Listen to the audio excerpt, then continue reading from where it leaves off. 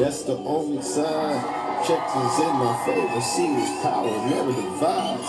Checks and balances stacking up the green. Cash flow heavy, yeah, American dream. Scales just tipping, yeah, running up the seam. Power in my hand, yeah, power supreme. Checks and balances stacking up the green. Cash flow heavy, yeah, American dream. Scales just tipping, yeah, running up the seam. My hand, yeah, hustling supreme. Look at the vision, yeah, blueprint mine. Counting every dollar, turning nickels into dime. Trap game, Senator V, total lanes. Legend in the making, put respect on my name. Hustle in my veins, got the streets on lock. Wrist stay dripping like a clock, tick tock. I'm trying to balance, but they tipping like a scale. Cashing all these checks while I'm getting all this mail. Racks in the safe, yeah, racks in the safe. State of all stay full, state of all stay full. Pockets overweight, we don't play by the rules. Set pockets overweight, we don't play by the rules. See the feds wanna audit, but the books stay clean. I'm a ghost in the trap, I'm the one you ain't seen. Whip it so fast and I leave you in the dust. Gold in my chain and you know I got a tux. Trapping all day, you know the grind don't stop. Making all these plays, gotta make it to the top. Diamonds in my grill, yeah, gleam, no flaws. Justice in my hustle, yeah, above the law. Money talks loud, I don't hear no hate. Balance out the game, yeah, serve your own plate. Enemies plotting, I'm 10 steps ahead. Counting all this money while laying in the bed. Hold up, weigh the odds, yeah, let the scales decide. This profit over pride, gotta keep this wave alive. Risk it for the game, that's the only side. Checks is in my favor, see this power never divide. Checks and balances stacking up the green. Cash flow heavy, yeah, American dream. Scales just tipping, yeah, running up the seam. Power in my hand, yeah, hustling supreme. Checks and balances stacking up the green. Cash flow heavy, yeah, American dream. Scales just tipping, yeah, running up the seam. Power in my hand, yeah, hustling supreme. Yeah, shadows in the track where the Grim Reaper creep. Blood on the ledge, yeah, secret very deep. Cold steel flash, yeah, hear them scream. Nightmare fuel, yeah, running up a scheme. No soul to sell, got a debt unpaid. Graveyard shit, take it through the grave. Scales dripping red, balance in the sin. Checks cashing out for them dead presidents. Chains on my wrist like the devil's got a grip. Ink on the deal, watch the counter just drip. Smoke in the air, mask in the stench. Traps in the dungeon, then you know I got a hit. Voices in the hall, yeah, counting every loss. Scales on the tip, yeah, carrying the cross. Hollow at the game, lead them boys to rush. Checks coming in, boy, I can't be bought. Show the floor, you know I gotta check the cash. Heads at the door, you know I gotta hide the cash. Blade in the palm, yeah, I gotta cut it raw. Plug overseas, stay above the law. Make the White House black, count the money in the dark. Whipping this work, leave stains, no spark. Checks hit the trap, but the block stay grim. Scales tipping heavy, got justice again. Good morning, ladies and gentlemen. Welcome back. We're back in the Thunderdome. Good morning, Rick. Holding on to all this power. All right, let's get this show started. We don't got all day. Happy Friday, right? It's the weekend. Oh my gosh, let's get this. I am late, but you know what? Things happen.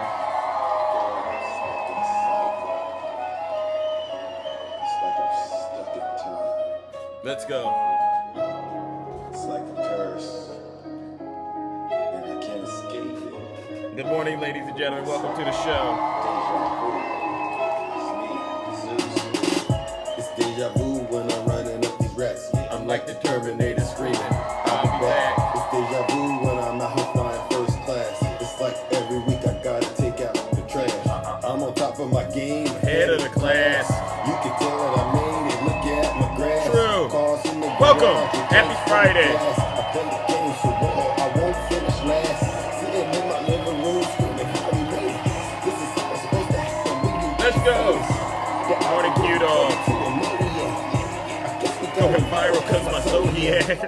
I got all these numbers on my spreadsheet. Good morning, Rick.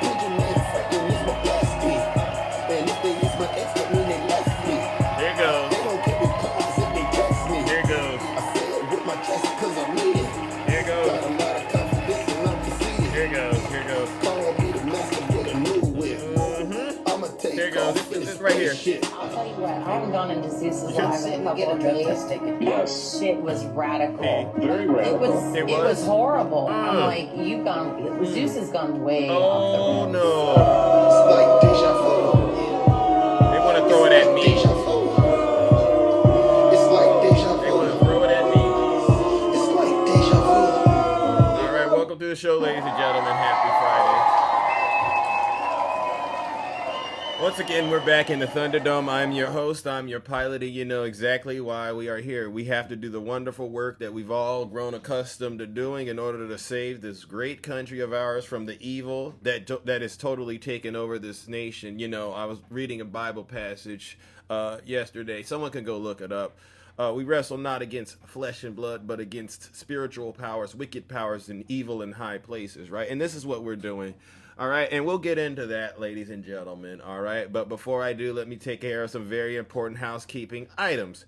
For those of you who don't know who I am, I go by the name Zeus, or as some like to say, I'm keeping my eye on the TV because I am aware that information has came out as it relates to what happened to Charlie Kirk. And I know the president put out a statement, but sometimes based on what I've seen, right, the FBI, and we'll talk about that, and the president himself, they sometimes get out in front of their skis. I don't ski, but you know what I mean. And so I want to make sure I'm keeping an eye on that because in addition to the way that I'm trying to process this, I'm also extremely concerned, obviously, and we talked a little bit about it yesterday.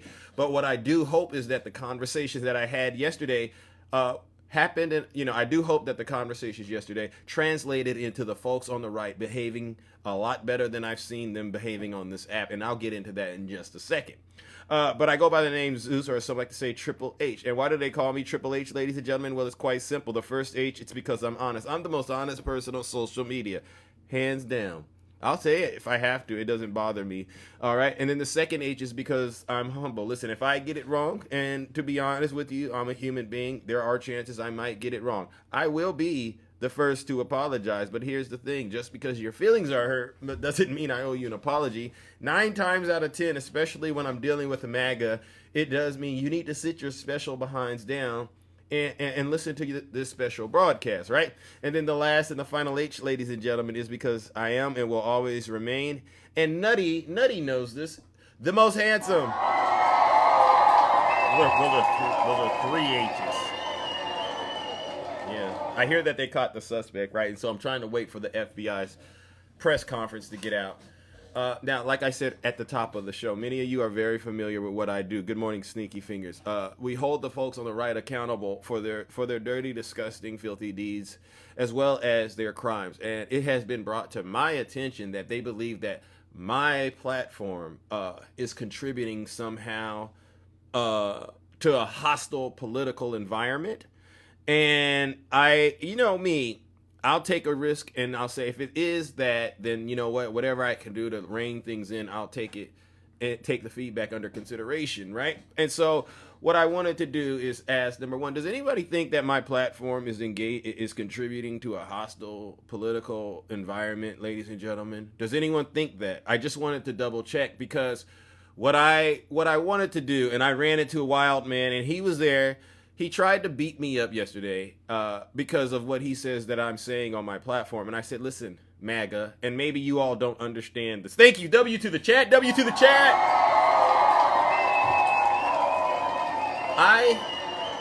I've been doing this for 4+ years. And I've actually put videos out. And I said, you want to know what'll make Big Zeus stop doing this? Is all we need is MAGA to start being honest. Right. And I would say some very signature, and I could probably think of a list of things that MAGA needs to be honest about.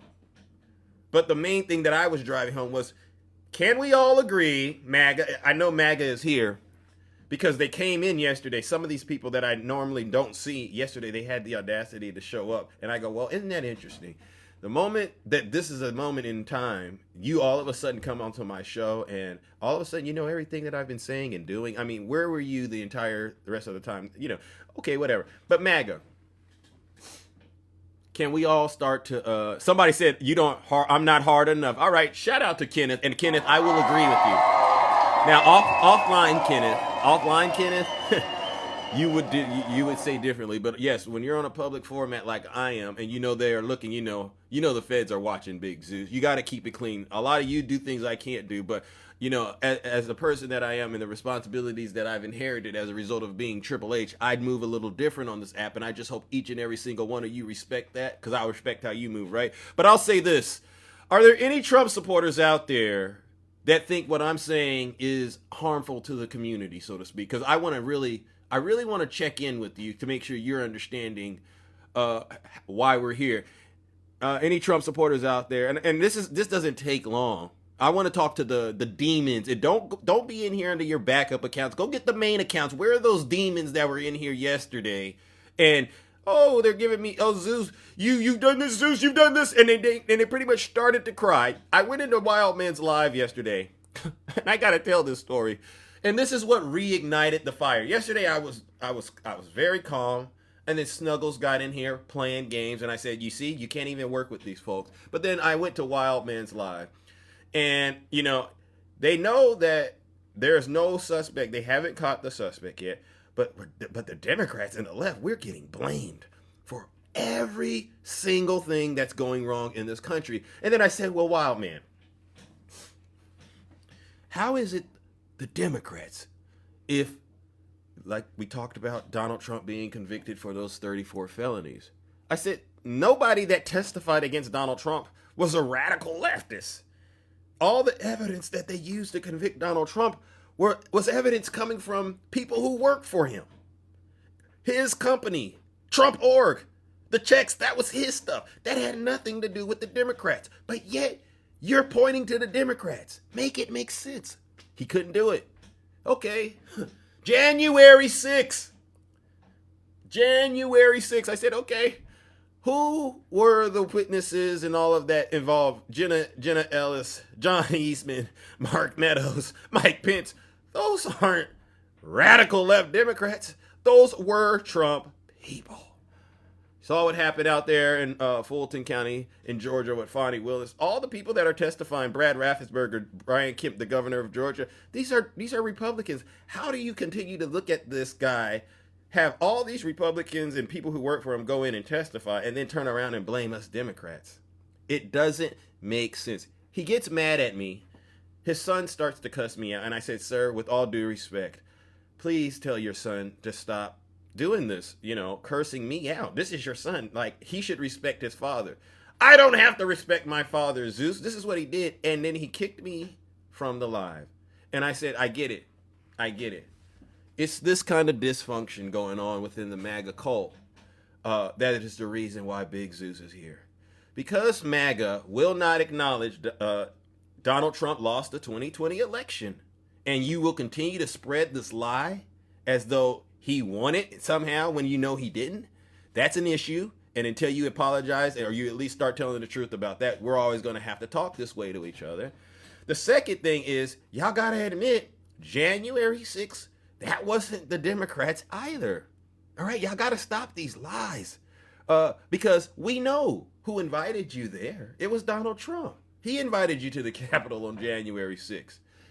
All right, is it starting? I'm looking at the chat. I'm looking at, right? And then the last thing, ladies and gentlemen, is, like I was saying, those convictions, those criminal convictions, MAGA, that's all Donald Trump. And so what I'll say is this: until you all start being honest about what's going on, we can no longer, we were going to have to engage in conversation as such. Hold on a second. Now I'm hearing that it's on. We went to the college campuses. Hold on. I hear that it's on. Hold on. Let's see if we can listen to this press conference.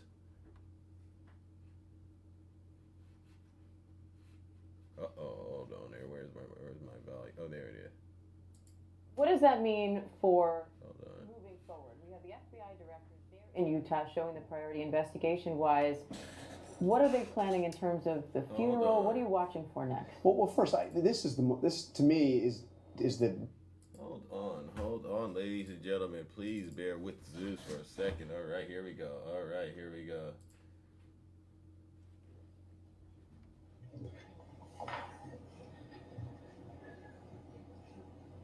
Good morning, ladies and gentlemen. We got him. On the evening of September 11th, a family member of Tyler Robinson reached out to a family friend who contacted the Washington County Sheriff's Office with information that Robinson had confessed to them or implied that he had committed the incident. This information was relayed to the Utah County Sheriff's Office and scene investigators at Utah Valley University. This information was also conveyed to the FBI.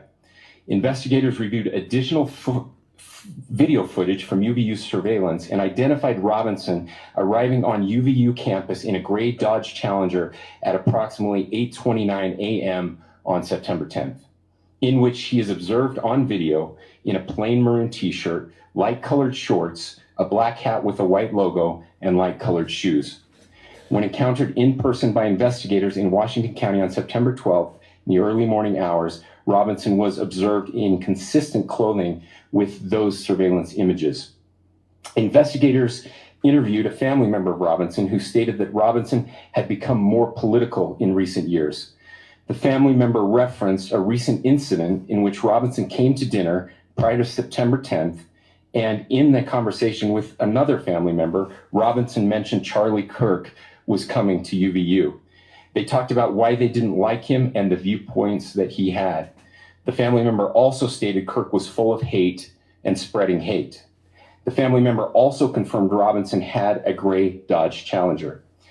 Investigators identified an individual as the roommate of Robinson.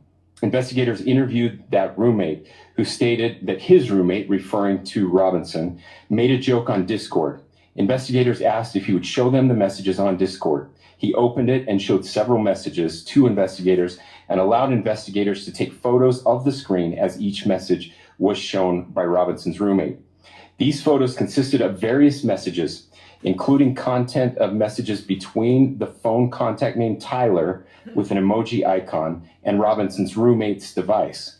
The content of these messages included messages affiliated with the contact Tyler, stating a need to retrieve a rifle from a drop point, leaving the rifle in a bush, messages related to visually watching the area where a rifle was left, and a message referring to having left the rifle wrapped in a towel. The messages also refer to engraving bullets and a mention of a scope and the rifle being unique. Messages from the contact Tyler also mentioned that he had changed outfits. I know there's been speculation as well as to the writing on those casings, those bullet casings, and I believe we have that as well. And I will share that with you now. So the area north of Campus Drive Road where the suspect crossed over, you saw some of that in the video that we released last night, consists of a grassy area with trees on the edge of the UVU campus. Investigators discovered a bolt-action rifle wrapped in a dark-colored towel. The rifle was determined to be a Mauser Model 98 30-06 caliber bolt-action rifle. The rifle had a scope mounted on top of it. Investigators noted inscriptions that had been engraved on casings found with the rifle.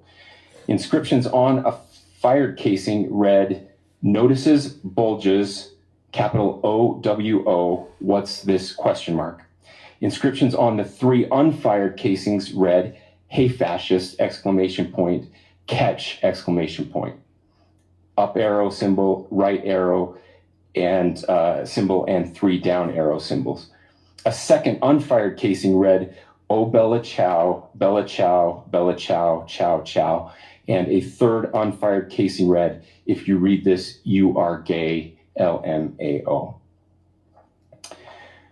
We are indebted to law enforcement across the state who's worked seamlessly together, local law enforcement, state law enforcement, and our federal partners with the Federal Bureau of Investigation. We're grateful for everyone who worked together in such a short amount of time to find this person and to bring justice. I want to thank the public who has been so engaged, reviewing videos, helping us with sending in tips, and helping us get to this point.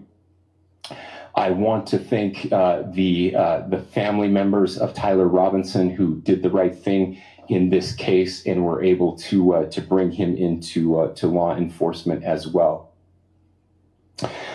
I especially want to thank the family of Charlie Kirk, Erica, Charlie's parents, his children.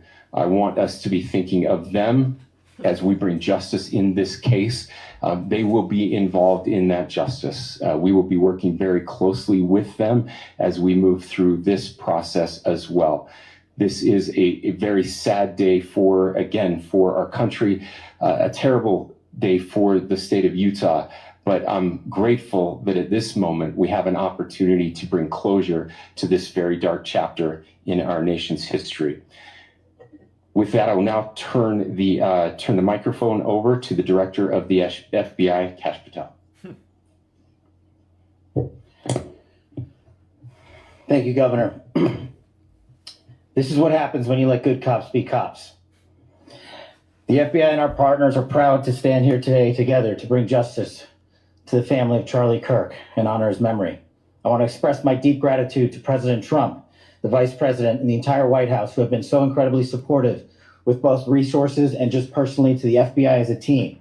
They had our backs the entire way, and I just want to express my gratitude for giving us the resources we need to operate in this space to bring this sort of justice at this sort of speed. In 33 hours, we have made historic progress for Charlie. Governor Cox, our partnership has been absolutely incredible these last few days. Our partnership will endure. Your state and local partners, your sheriffs, your DPS community has been unbelievably impressive in the hardest of times. And a case like this cannot be solved, cannot be brought without partnering with your state and local authorities. The FBI has a certain role to play. We will play that role, and we will lead out for the federal government. But Governor Cox, we are so grateful for your state partnership that led out on this investigation. A little bit of the timeline. Charlie was shot at 12:23 p.m. on Wednesday. The first FBI agents arrived on scene in 16 minutes with chiefs of police at 12:39 and secured the scene.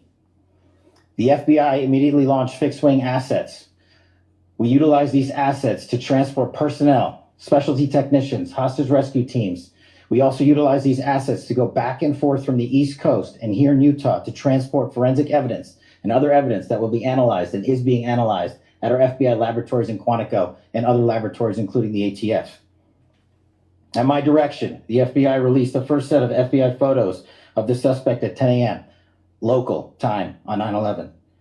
Then, shortly thereafter, the FBI reward of $100,000 was released at 10:45 a.m. local. Myself and Deputy Director Bongino arrived on the scene at approximately 5:30 p.m. on 9/11. The governor led a press conference last night at approximately 8 p.m., where at my direction, the FBI released a never-before-seen video of the suspect. We also released new images to the public of the suspect. And just last night, the suspect was taken into custody at 10 p.m. local time. In less than 36 hours, 33 to be precise, thanks to the full weight of the federal government and leading out with the partners here in the state of Utah and Governor Cox, the suspect was apprehended in a historic time period. And I want to highlight what Governor Cox said. This would not have been possible without you, the media, and you, the public. That's why we went so public, so fast, and we're so transparent, and we're committed to that transparency. The crime scene, just a little bit there. It is a large crime scene. State and local authorities, along with federal authorities, processed that crime scene quickly. And I even had the ability to walk through that crime scene and walk through the steps the suspect took to learn more about what was needed and what resources we needed to bear to create a full picture for the FBI and leadership back in Washington. Furthermore, thankfully to state and local partners, forensic evidence has been seized and continues to be garnered. Forensic evidence has already been evaluated at FBI laboratories in Quantico and state and local authorities here. We will continue to process evidence as we see it, as we collect it, and we will continue to deliver to Governor Cox and his team. Last night, we had a total of approximately 7,000 leads. As of this morning, thanks to your great work, we have over 11,000 leads that were called in to the FBI. And we are running out every single lead that we can. Every one of those leads will be run out. The arrest is a testament to the dedication of good law enforcement being great and partnerships in law enforcement, which I've tried to highlight as my tenure as the director of the FBI. There is no better relationship for law enforcement than the FBI to partner with state and local authorities, and you've seen it here in these last few days. The FBI Salt Lake Field Office, along with our offices in LA, Phoenix, Denver, San Antonio, Las Vegas, Pittsburgh, Buffalo, our headquarters component in Quantico, all participate in the FBI. I want to express my deep gratitude to the employees of the FBI, the men and women, the evidence response team tacticians, the special operators, the agents, the support staff. You have done monumental work in historic time when the public who had a right to demand such an expeditious solving of an investigation, the FBI answered that call diligently, critically important to our nation, and we delivered. And I'm proud to be their leader, and I'm proud to be the director of the FBI. This is a very much an ongoing investigation, as the governor said, and we will continue to work with state and local authorities to develop the investigation, to provide them the evidence they need for their ongoing prosecutions. And we will be here to answer every call they absolutely have, as long as it takes, for as long as we need to find and apprehend whatever suspects were involved in this crime. Lastly, to my friend Charlie Kirk, rest now, brother. We have the watch, and I'll see you in Valhalla.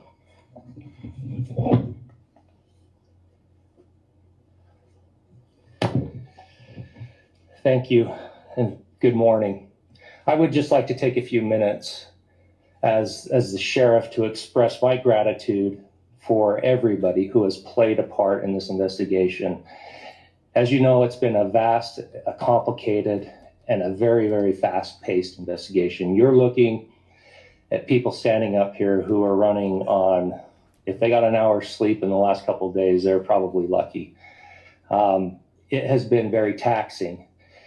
It has been so impressive, speaking on behalf of the local law enforcement, to see the cooperation that we've seen in this type of case. Across the state, sheriffs, chiefs, our state partners have stepped up and have come to the call on anything that we needed. Our county chiefs have been phenomenal. Our Utah County Attorney, Jeff Gray, who's standing up here with us, has been phenomenal in leading us through this investigation. I would like to thank the federal government for their resources, their assets. Our local team here, our FBI team, has been extraordinary in helping us work through this and bring this person to justice. Most of all, I would like to thank the public, and specifically, I would like to thank the public who turned to prayers and who turned to positiveness for us. I would like to thank them on behalf of the law enforcement community, because we needed those prayers. That's what we needed to get through this. We needed your support, and you gave it to us. We needed your patience, and you gave it to us. And I would like to thank you for the Kirk family, because that's what they need, is your support and your prayers, and that will get us through all of this.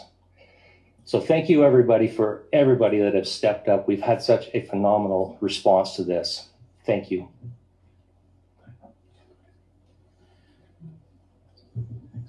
I also want to give a special thanks to the Attorney General and the Department of Justice. Their unwavering support and their commitment to justice is shown true here. And without AG Bondi and Deputy Attorney General Todd Blanche and the resources they brought to bear, we would not have been able to complete our mission. And I just want to say special thanks. It's an honor to be a part of the Department of Justice. Thank you again to our incredible law enforcement team who has worked so hard. Sheriff, I got a solid 90 minutes last night, so I'm probably the most well-rested person up here. Ladies and gentlemen, I get the microphone, so I hope you'll permit me a moment just to share a few more thoughts about where we are and how we got here, and maybe a little bit of where we go from here. I don't want to get too preachy, but I think it's important that we, with eyes wide open, understand what's happening in our country today. I've heard people say, well, why are we so invested in this? There's violence happening all across our country, and violence is tragic everywhere.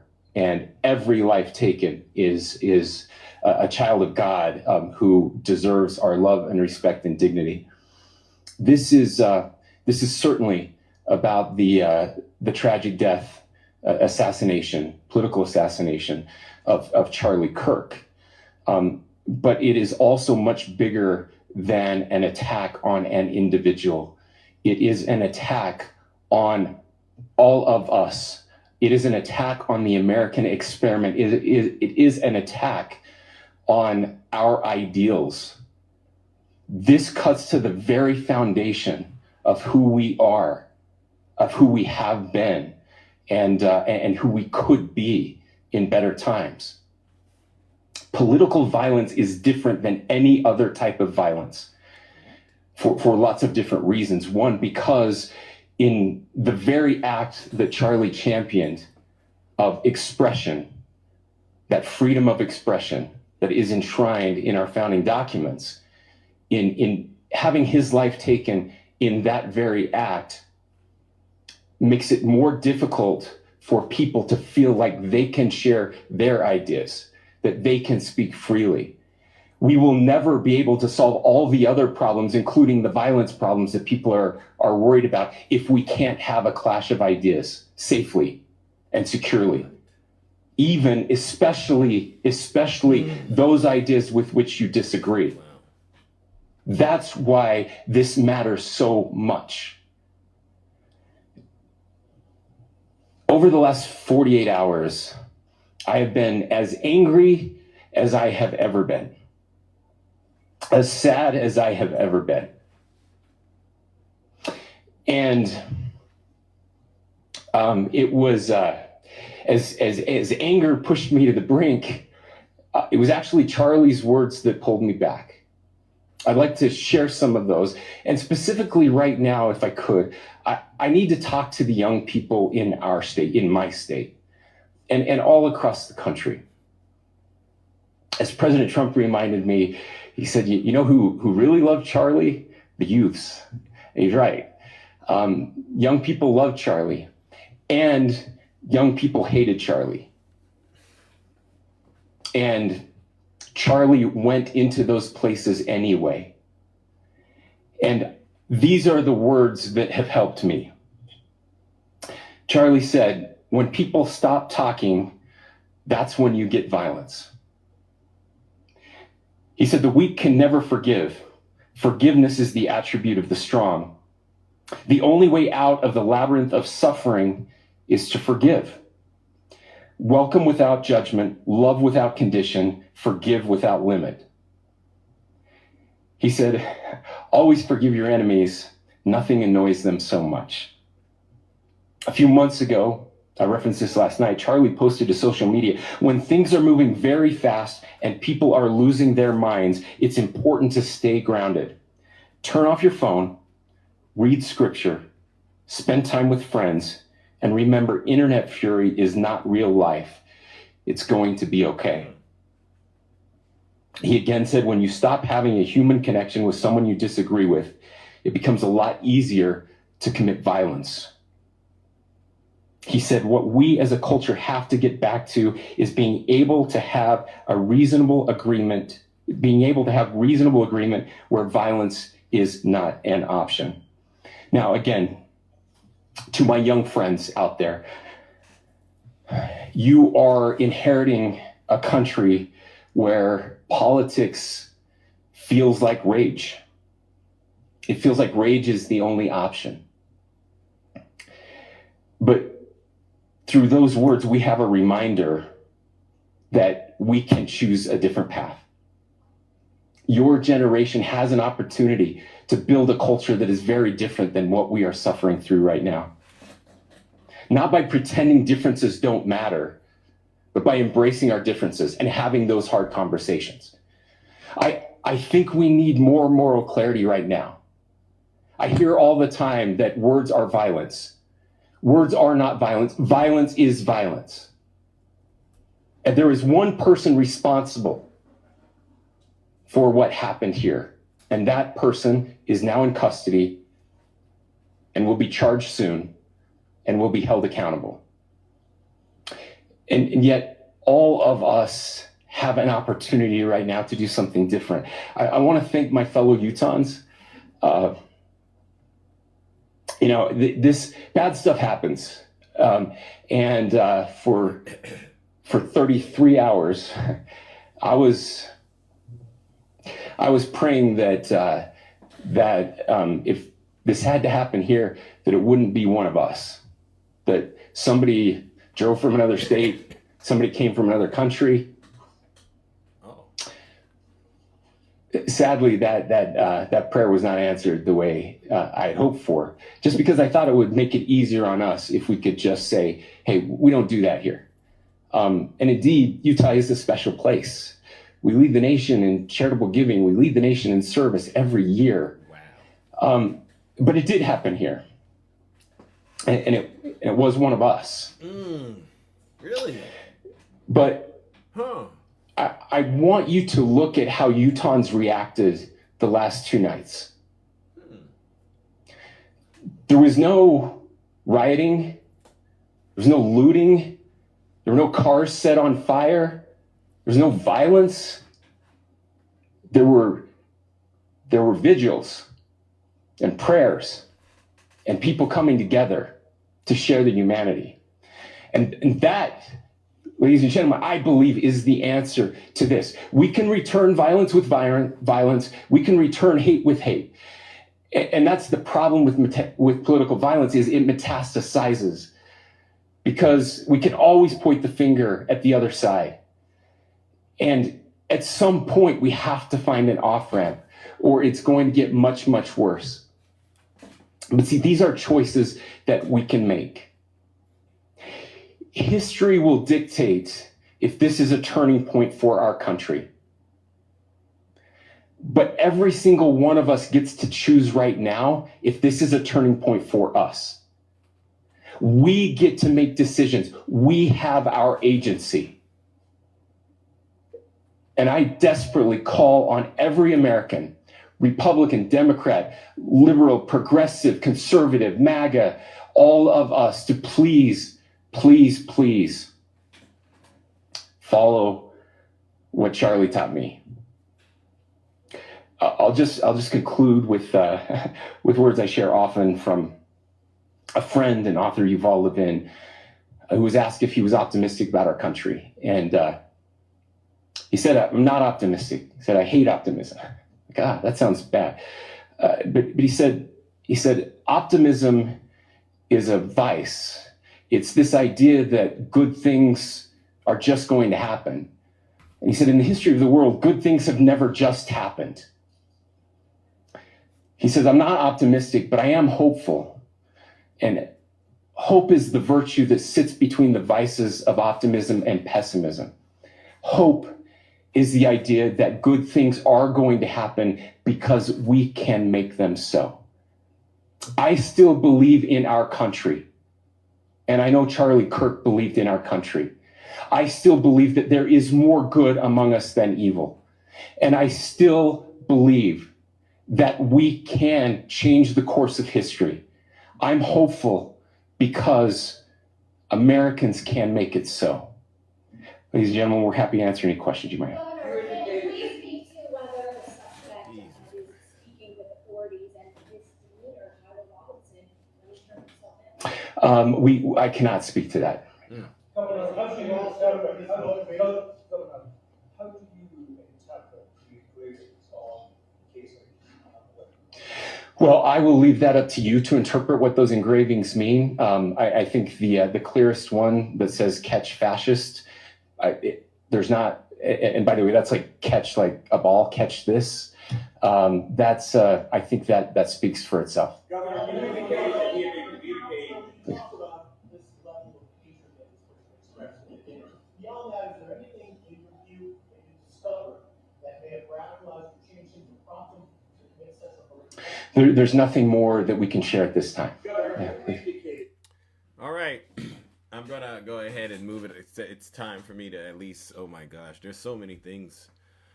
Well, I guess it's time to talk about it. I'm curious what other people think about it. I'll reserve what I have to say. All right, let's see who we got first. All right, let's see who we got. Let's see, who do we have first, ladies and gentlemen? Let's go. All right, I'll start with Antifa. Nutty, yes, good morning. Well, first of all, Zeus, good morning to you. And before I get into it, I wanted to thank you, first of all, for letting me use the Closet of Truth name, even though I put the 2.0 on. I hope I made you proud. You did. Honestly, you did, bro. But I appreciate that. So Zeus, I was just disgusted about what I just heard. because they're making the man to be a martyr. Was They're making Charlie Kirk out to be a martyr. They're making him out to be a martyr. DJ, you can say wow, but just pay attention. You'll understand why. He DJ, was you no can martyr. come up here and try to He me absolutely what you can. think. Because I'm at a point, Zeus, where the argument phase for me is out the door, and there's nothing I can say that's going to change your mind. So why waste my oxygen trying to argue with you? I'm not going to do it anymore. and that's what I call protecting your peace, Nutty, and it's a huge round Yeah. of applause. I'm also with you a little bit, Nutty. It's at this point I'm a little exhausted. I mean, I was listening, and there's just one thing I was waiting for them to say. A couple of things. Radical left Democrat, right? Someone from the LGBTQ plus community, right? I was listening for those things, and No, I'm sorry. Go ahead, man. or someone that's an immigrant or person of color. Those were the three things that I was listening for. But it did say something to me when he said, I was hoping it was those people, but it was one of our own. I didn't know what to make of that. I didn't understand how to process that. I'm like, what are you saying by saying that? And those are the things that I want to point out. The fact that a person who absolutely preached division, who preached hate, who preached the whole gamut of things that he preached, to make him out to be a martyr, for the FBI director to be there on scene. First of all, can we get a press conference with just the facts and not you sit on your knees in front of the orange Mussolini? Like, give us the facts. I don't want to hear thank you 15 times over. Give us the facts in the press conference. That's number one. Number two, we know that HBCUs are under attack right now. When there was not a black person who did this, how is it, MAGA, you've equated this to HBCUs and black folks? I need someone to answer that question for me. I mean, if you want me to give you what I think, I will. Well, it's rhetorical. I'm gonna That's hold rhetorical off on it though, because this is. But that's rhetorical because we already know the answer. We already know the answer. We already know the answer. Furthermore, when has it become normal that we get our news from the Oval Office? From the where? When? From the Oval Office. Oh yeah, okay, from Trump. So you saw what he said this morning too. When did we start getting this news from the Oval? That's not normal, folks. That is not normal. Do you think what I was looking into before I went online, and I was going to do it, do you think that the dysfunction within the FBI is part of the larger problem that's going on right now in terms of safety in this country? Do you think that's an issue that needs to be, addressed as well? Zeus, to answer your question, it starts from the top. Our federal government is dysfunctional. And if there was a more aggressive word that I could use, more than dysfunction, I would use that word, because everything that we're saying is not normal. June 25th, 2009, Barack Hussein Obama was our president. Mm-hmm. But June 25th of that year specifically was a day that billions of people mourned because we lost Michael Jackson. Oh. That was the day Michael Jackson passed away. Did we get that news from the Oval Office? No. When a former president, Jimmy Carter, passed away just last year, did we get that news from the Oval Office? No. When the Minnesota legislators who passed away from political violence, DJ, what's my point? Shut up and listen. That's my point. When those people in Minnesota were unalive, those politicians, not a provocateur, when she was unalive, did we get that news from the Oval Office, and did the flags get lowered to half staff? To answer your question, no. And did the president even attend the services? Did he even give out condolences? But yet you want to make this provocateur a martyr? The devil is a lie. The devil is a lie. I hate what happened. I'm going to make that very clear. I hate what happened. Nobody agrees with what happened. But to get up there and give me lip service like this, I'm done with it. He's no martyr. He should have thought about his children. He should have thought about his wife.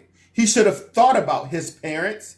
I'm sorry, I'm not thinking about those people. I'm thinking about the people that is in Gaza. I'm thinking about the people here in the streets of the United States of America that this regime is kidnapping. I'm thinking about the people in Chicago that's about to be infiltrated by the military. I'm thinking about those people.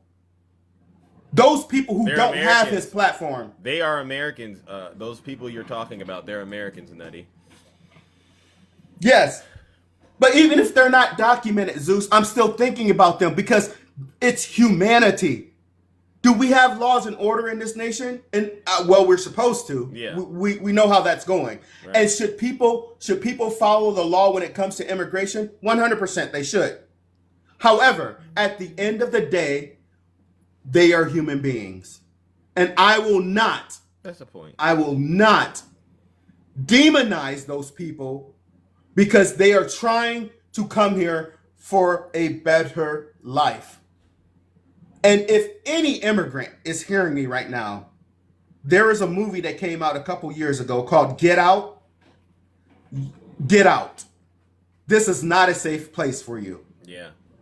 This is not a safe place for you.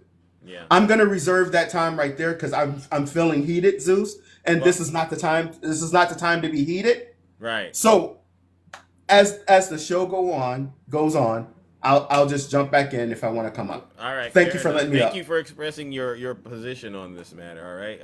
Yeah. I'm still kind of navigating this myself, but thank you. All right, ladies and gentlemen, that's our good friend Nutty. Ray, you said you're writing Catch a Fascist, but there's a line in there where they also said if you're reading this, you are gay.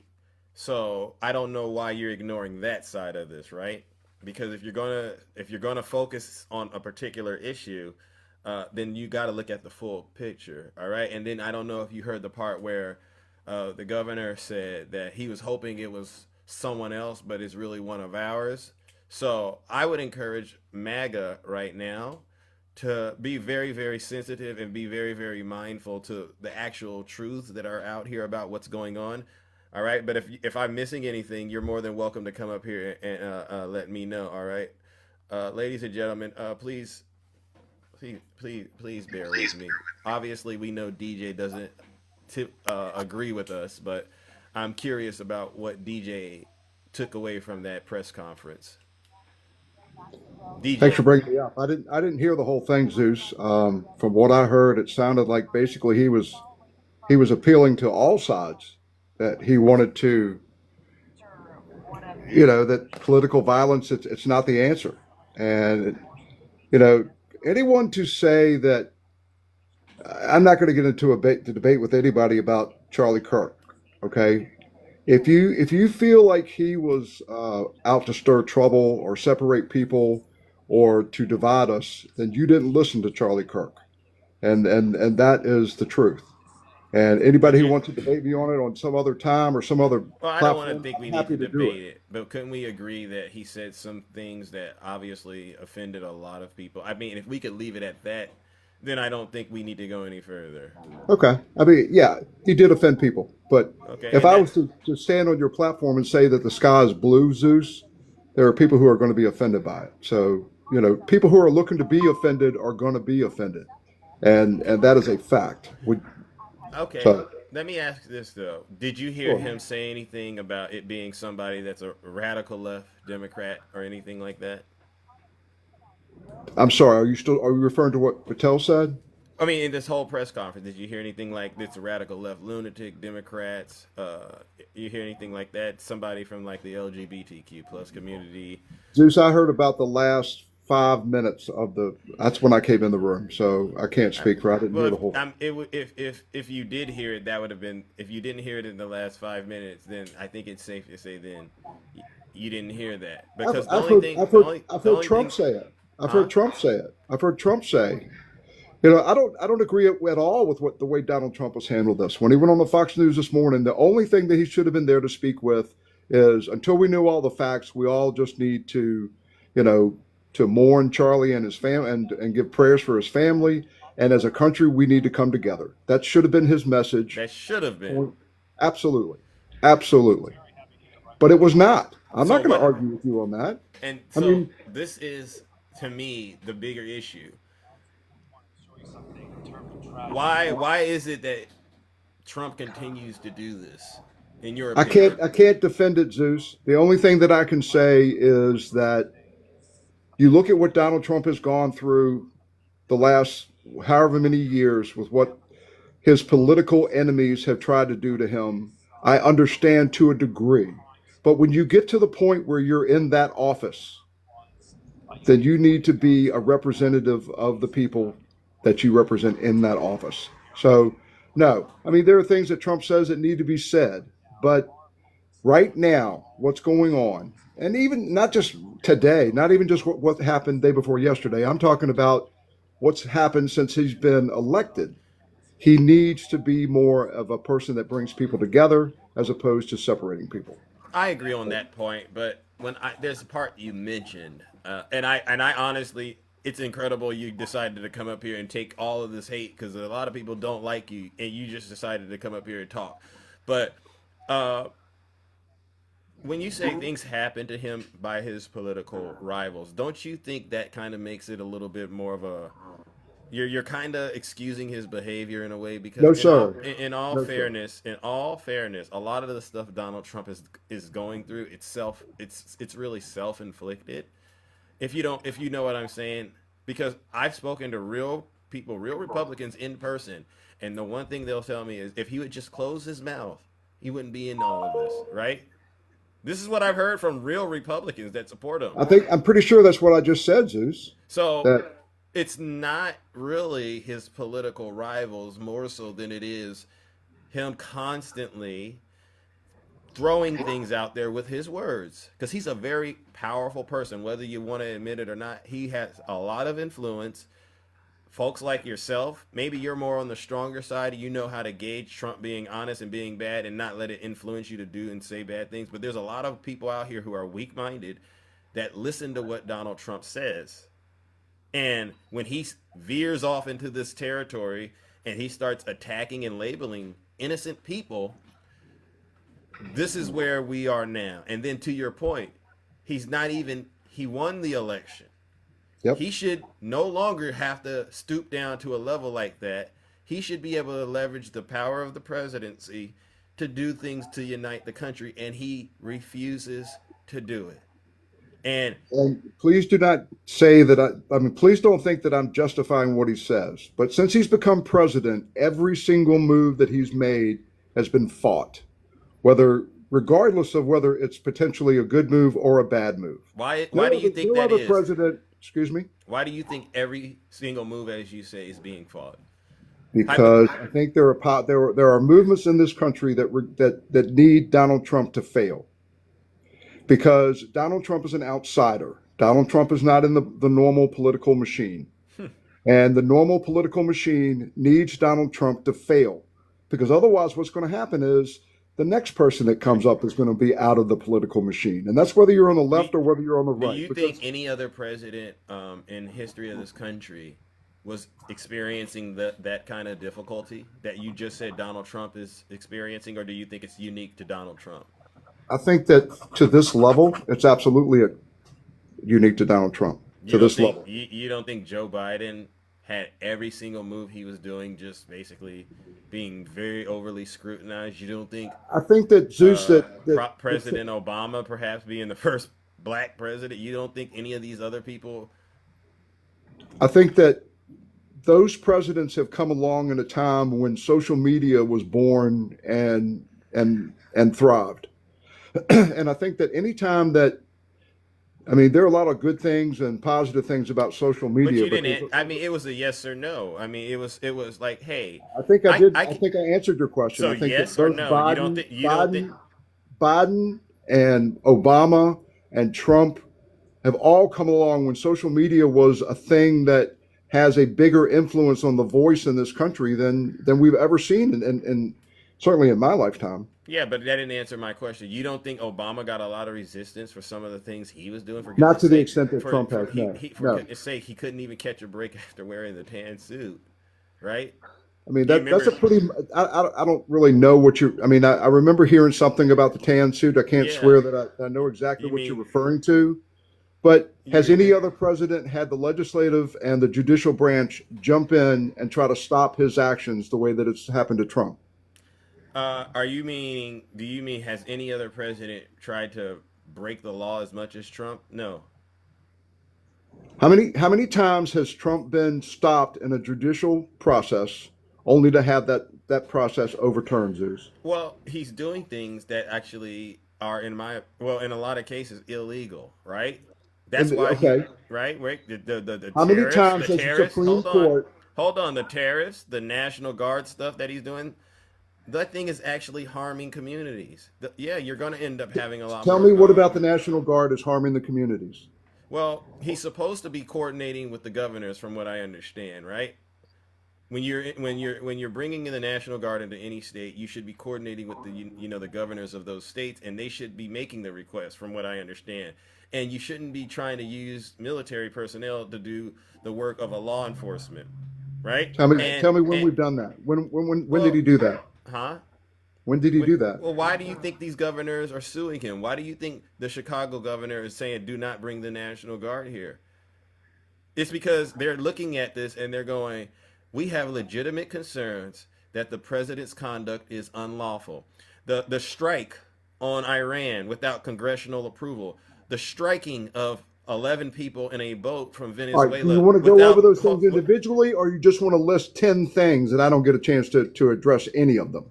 I just wanted to call out, DJ, to your attention that Donald Trump is not, doing things in accordance to the law in a lot of these cases, and it's causing a situation where governors in various states, particularly Democrat states, Democrat cities, are having to run into the courts and say, hey, we have an issue. And then, yes, the judicial branch is kicking in, right? Because that's how the government is set up, last I checked. Exactly. I agree with you 100%. So if we're exercising all three branches of the government, then it is what it is. It's the rules to the game. Then, Zeus, I don't have any issue at all with if a judge decides that he, please let me finish. If the judge says that he can't do it, then okay, then we go to the next higher judge. How many times has the Supreme Court stood behind one of these judicial restraints, or has the Supreme Court said, no, he has the right to do that? They've done it a couple times. Like recently, they're saying he can legally racially profile people, right? Excuse me? Yeah, he can legally racially profile people with ICE. You heard about that, right? Basically, the Supreme Court ruled that they said he can do that. Yeah, you can look at a person and say again, they could I'm be not going to trouble argue and go something ahead I don't know. I don't have all the facts on, so I'm not going to argue that point. Yeah. But my point is this, DJ. If what we're doing is obeying the laws of the land, then that's just the process we need to have in place. That's called checks and balances. I don't think because a president is subjected to a system of checks and balances that makes him out to be a victim. No, it doesn't, right? At no time did I say that Donald Trump was a victim. Okay, Never once did I say that. So what you could say is to the best of our ability, our democracy is doing what it needs to be doing to address whatever the situation is. I think that's a great point, Zeus. Yeah, I think it's good. I think it shows that our system of checks and balances does work. Yeah. Because if there comes a point where the Supreme Court rules against Trump, I'm not going to argue about that. What that means is that the system works. Yeah. Because if the judicial system has gone all the way through the system and the Supreme Court says no, what he did was unlawful, then I am fine with that. I have no issue. But if a judge arbitrarily, because he doesn't like the rules, says that he has the power to stop what the president of the United States is doing, then that's why it needs to go up to a higher court. And many times it's been overturned. So again, you're right, Zeus. The system of checks and balances needs to work. And Donald Trump and his base should stop attacking judges who don't agree with Donald Trump and call them out for doing things that are illegal. Well, again, in their opinion, in their interpretation, it's illegal. DJ, if a judge says it's illegal, it's over, right? Until another judge appeals. If he appeals it and then the Supreme Court upholds it, then it is what it is. Yeah, but when a judge comes down with the ruling, it is what it is. And this, DJ, honestly, and I know other folks they want to speak to what you're saying, and I don't mind hearing them because obviously you and I clearly don't agree on this, but it's been a conversation, right? Sure. The issue that I'm having with MAGA is it really does have to do with accepting the truth and following the rules. If a judge does it, it shouldn't be, well, it was a leftist judge. It was y'all got to play by these rules too. I agree, and we have played by the rules. When has he not played by the rules? I mean, has he done something that? I mean, again, you're right. We're not going to agree on this point because there's really nothing else to argue. You just got to accept it. Would you agree that no other president has gone through this much judicial scrutiny as Donald Trump? I've already said that, and I also believe that that's because Donald Trump breaks the law more than any other president. All right. Okay. Fair enough. All right. I'm gonna move on, DJ. But you've made your points. Fair enough. Well, we started this conversation. You can drop me whenever you want, Zeus. I mean, it's fine. I know you got to move on. But again, I'm going to make this statement. The people that have their biggest issues with Charlie Kirk, if you call him a divider and you call him a racist and those kind of things, then you do not listen to what Charlie Kirk had to say. You may hear a snippet or you may hear a soundbite that gives you that opinion of him. But if you truly go through and you listen to what Charlie Kirk says, this man went into not enemy territory. Well, he went into college campuses where, his life was. Are you willing to hear what other people have to say in response to that? Of course I am. All right. Well, what I'll do is I'll let someone else DJ because I'm trying to keep it fair. Cool. And I could argue until I get blue in the face, but you made your point, and let's see what other folks have to say about that information you just disclosed. All right, because I'm pretty sure a lot of people don't feel that way. All right. Thank you, DJ. There you go. All right. Oh my goodness. All right, so there you go, ladies and gentlemen. All right. Let's move it along. All right. Let's see. All right. Let's see go. Was that brutal, Val?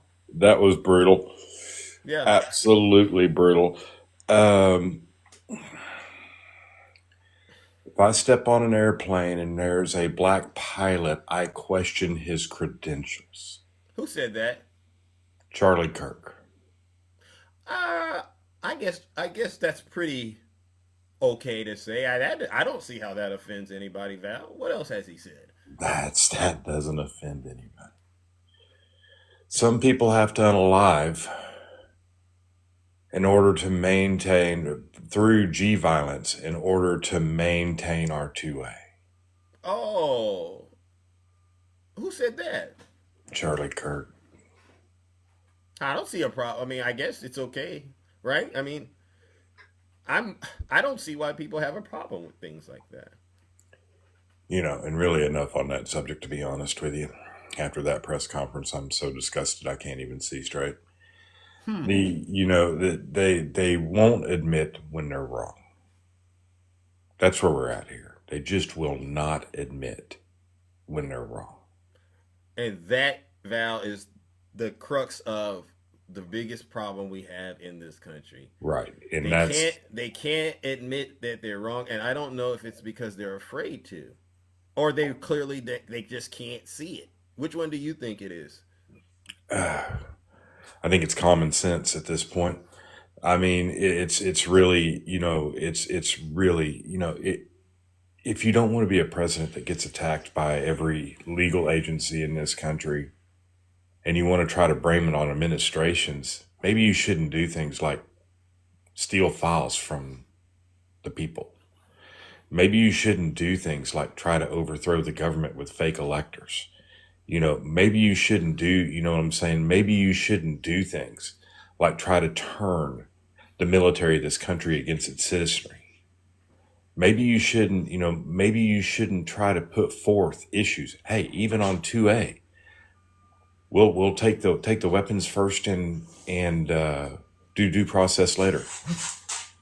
Not once, but not twice, but 3 different times on national television you say that, but yet you still claim you're the party of 2A. Okay, maybe you shouldn't come out and blame people for things they didn't do. Maybe you shouldn't come out and say it's the radical left. Maybe you should say there's just somebody that did a bad thing. That was the only good thing I heard in that entire press conference.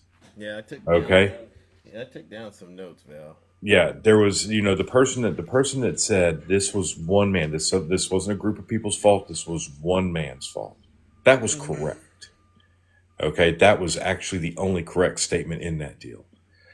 The bending of the knee to Trump, all that other BS, everything that Kash Patel was talking about was absolute garbage. Yeah. What do you think about him saying that the burden to fix this falls on the next generation, the kids? What do you think about that statement? It's a dog whistle. Okay, plain and simple. There, you know what I'm saying? At that point, to me, that's trying to poison the minds of the youth and trying to get rid of free thinking. And I'm going to explain that. Okay. I can't believe nobody caught all the religious overtones in that speech. It was sick, actually. Yeah. Okay. Not everybody in this country believes in the same religion. Some people don't believe in religion at all. That's the way our country was founded and how it is. When you continually throw religious overtones to the youth of this country, who's trying to groom kids at that point? Okay. Quit. I see how you took it. Okay, yeah, that's fair. Quit. You know what I'm saying? That needs to stop. You need to let people make their own decisions in life. With every decision we all make in life, there's a consequence. Every one. Whether you like it or not. Now, whether that consequence is good or bad, it's really going to depend on the people. But the truth of the matter is the people should be making these decisions. What the president is doing of this country is trying to make the decisions for the people, whether they like it or not. And that has been a problem in this country for not just Donald Trump. It's been for a while now from the Republican Party. And I'm just going to say that straight out. Yeah. Okay. You have people like, you know what I'm saying? You have people like the Heritage Foundation that are driving these messages home. And that is where the division is created. Now, I'm sorry for what happened to Charlie Kirk, but to say that he was some kind of uniter is an absolute false statement. Who said he was a uniter? That is what DJ inferred. Oh. Okay. He was not a uniter. He made his money by going to college campuses, by creating division and trying to create division where people would come up and argue with him about that division. Don't tell me otherwise. Don't, you know what I'm saying? Don't pee on my back and tell me it's raining. That's not how this works. Okay. This is who the man was. Now, I do not condone anything that happened to him. And I'll even tell you, I don't think he deserved that. But in the end of this, a lot of people are trying to call him martyr, trying to make him a martyr. What he really is right now, and what should disgust everybody, even on the right side, is what he really is right now is a pawn. Who Charlie was? Mm-hmm. That is really what you're making him right now by the capabilities and speaking that you're speaking of him in the way you are. Okay, and the way he's being used to push this more politically, divisive is a problem. That, you know what I'm saying? That has to stop. The division And I mean, I don't want the division. I don't think anybody really wants the No. division, but there becomes a point in time that the way of thinking becomes unacceptable. When you want to look at somebody on the left side of the aisle, no matter where they are on the left side of the aisle, because it's actually a pretty big aisle, Yeah. okay? When you look at somebody on the left side of the aisle and you immediately go, oh, they're a far leftist, they're, you know what I'm saying, they believe in all this other stuff, you would be absolutely wrong. 99% of the time, you'd be absolutely wrong. And that's the problem. When we can't sit down anymore and actually have a real discussion, somebody brought that up in this too. When we can't sit down and actually have a real discussion without somebody wanting to get angry and fight about it, something is wrong with the subject. You should be able to resolve whatever the issue is Right. with words, and be able to understand that every conversation or every situation, you being always the one to win doesn't make sense. You can't go everywhere being a winner and just never having to take any L's. I mean, No, that's how do you even become great? You know what I mean? If you can't handle losing, this is the problem right. that I'm seeing with MAGA right now. They really do think they all should get every single Well, the thing that worst they want statement, to. he said something about politics. He called it the political machine. DJ did. Called it the political machine. DJ, politics has been politics long before this country was ever invented. And politics will be politics when everybody on this earth alive right now is gone and there's new people here. It will still be politics. It's not a machine. Okay? And in our situation in this country, the way it is supposed to work is we're supposed to discuss, we're supposed to come up with ideas, we're supposed to come to agree.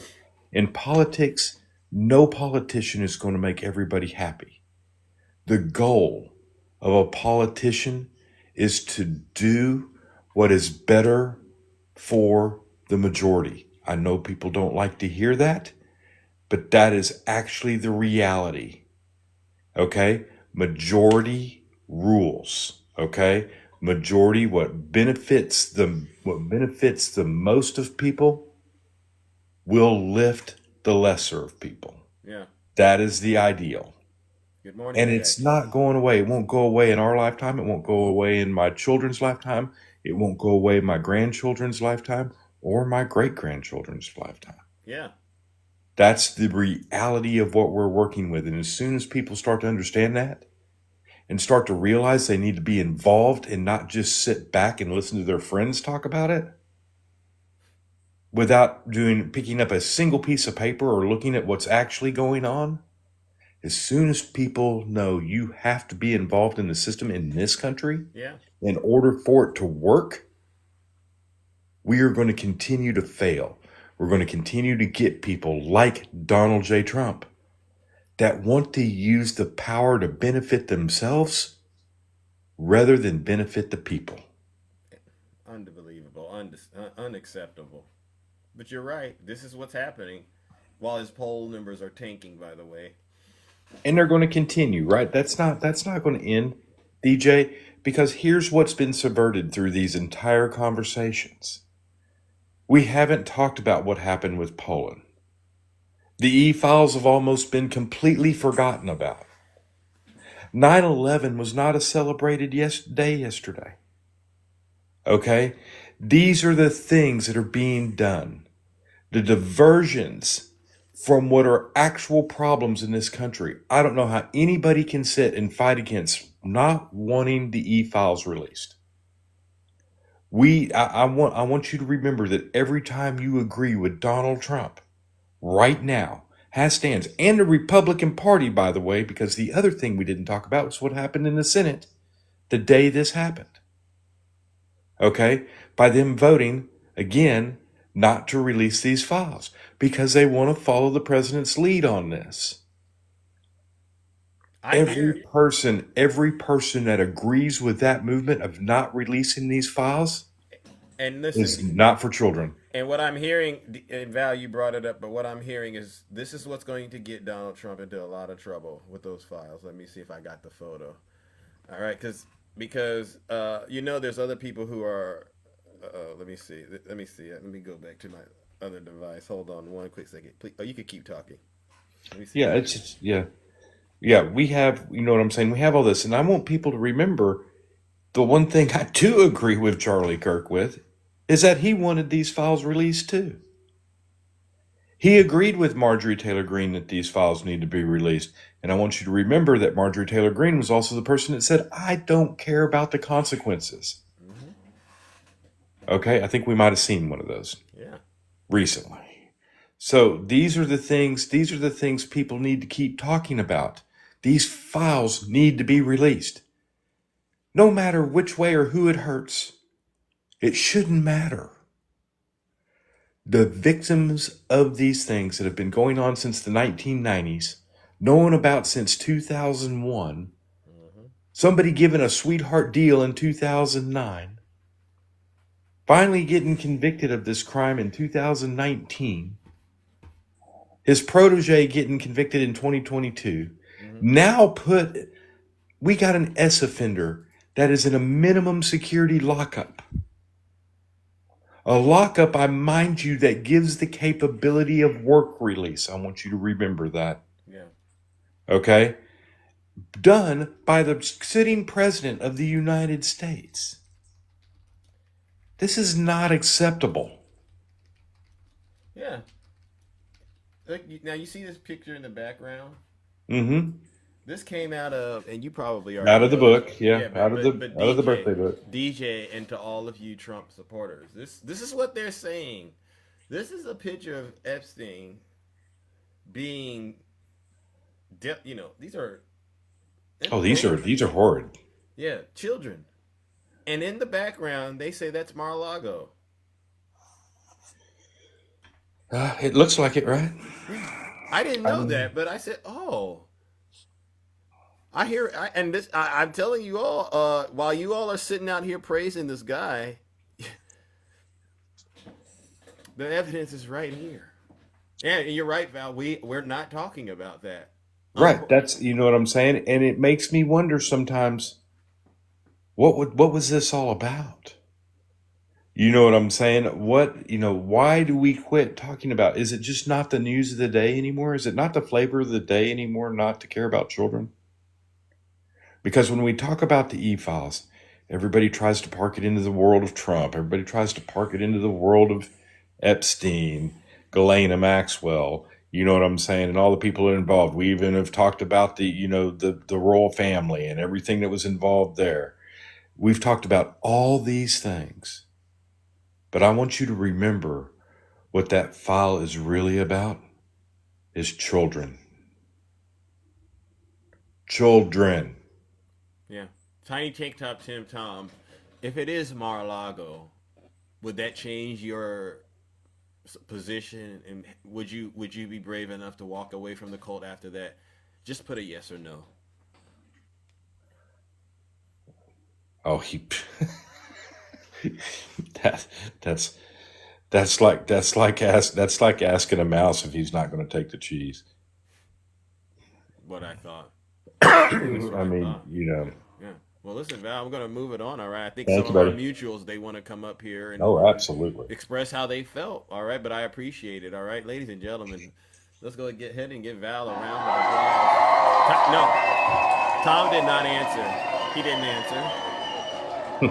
He didn't answer, and silence is compliance as far as I'm concerned. So we know what to make of that, all right? Let's see. Do we have any other Trump voters out there? Go ahead and put a 1 in the chat if you're a Trump supporter. Come on up here and defend your dear leader. All right, where are they at? They don't want to come up here and defend this guy. Hey, Takesha, how are you doing?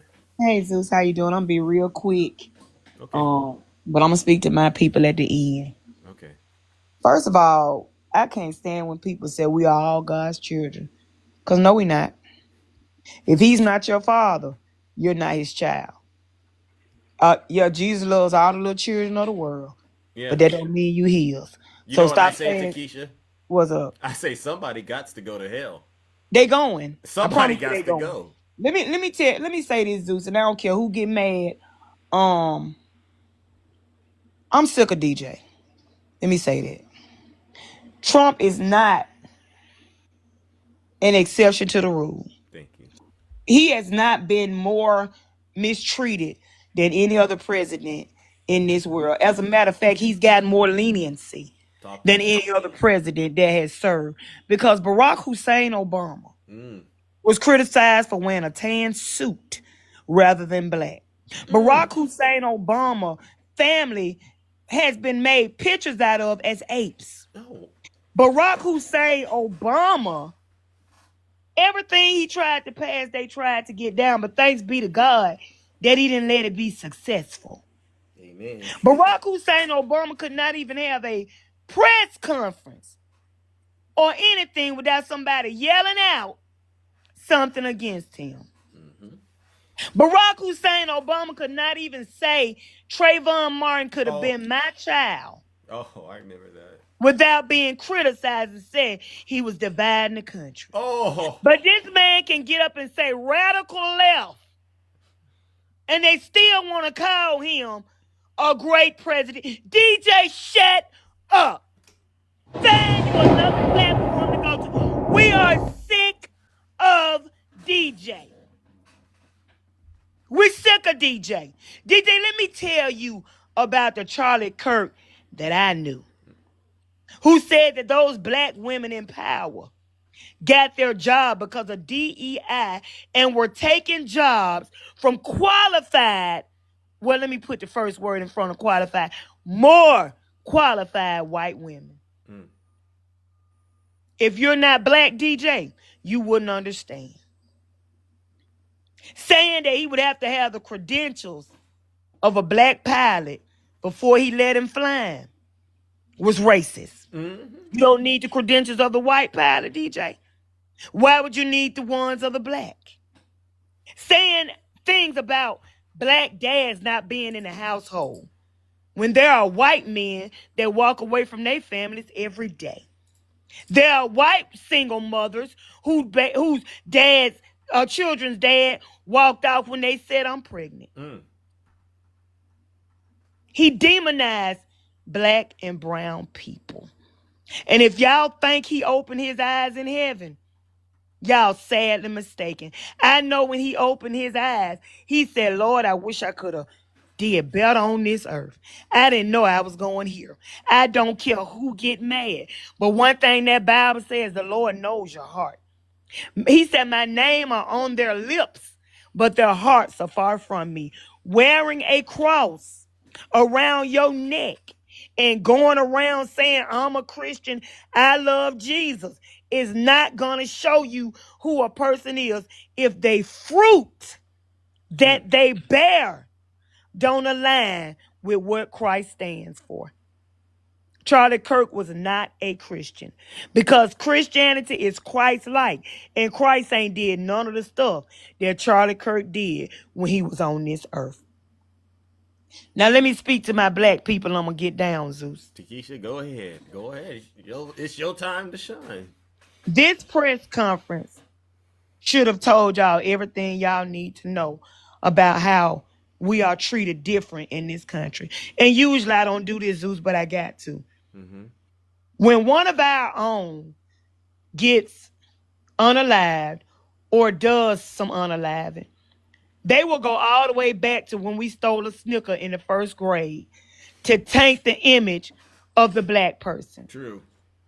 But this man stood on stage, said he was hoping it was one of the others, but it was one of their own. And ain't spoke nothing but some of the things he thought sounded good that Kirk said to make Kirk look like a blessed savior. Remember that. While y'all around here simping for Kirk and Trump, that in this country, we are looked at different. We are looked at as criminals, and they are looked at as saviors. And y'all around here voting for, wearing your red hats for people who don't care nothing about you. You better get your hope, and you better get your dreams, and you better get your wants and your needs from Jesus Christ. And not these people that ain't standing, y'all. Now, y'all have a nice day. W Takesha.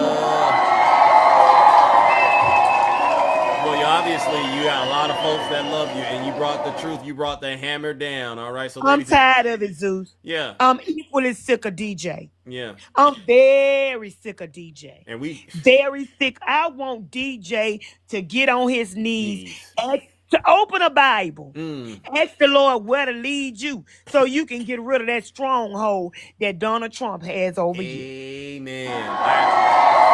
Amen.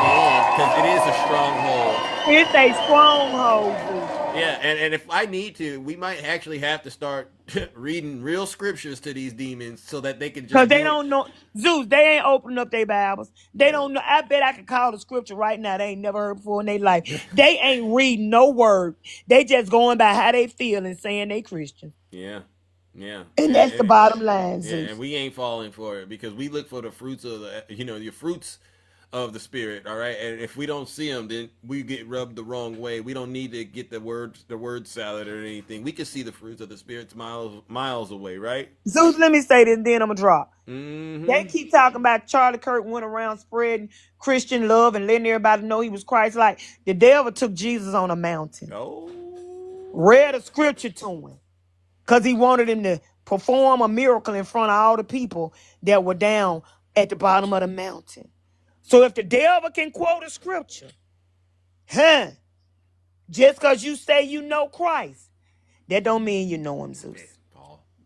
Hallelujah. I'm done with you. All right. Thank you. You have a great day. All right. Wow, ladies and gentlemen, as you all can see, this is interesting. All right. It really is, because I'm really just trying to hear what people are saying. Because that's what I think I need to do for my own mental health, so to speak. I want to know what the streets are saying, right? And I'm listening, and where I'm at right now, I'm just not understanding why MAGA can't see and understand what we are saying. We're speaking very clear English. We're speaking very slowly. If necessary, we blend in some things about the Bible and Jesus. We play the audio clips, and we're going, why can't you get it? This is not about the Democrats. This is really about MAGA and their failure to at least acknowledge that they are being lied to. The question is why? Why do you continue to go down this path, MAGA? Rick.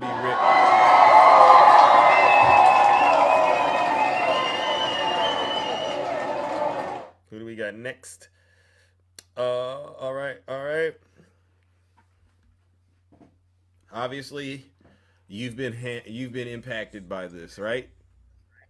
How have I been impacted? Are you about to go outside and walk the dog right now, or are you really sitting down and Nope. talking to me? I'm sitting down talking to you. Okay. All right. So you got a couple of minutes. What would you like to say? So I got to ask, you do, I'm not asking, you do understand when he was talking about one of us, he was talking about people from or outside of Utah.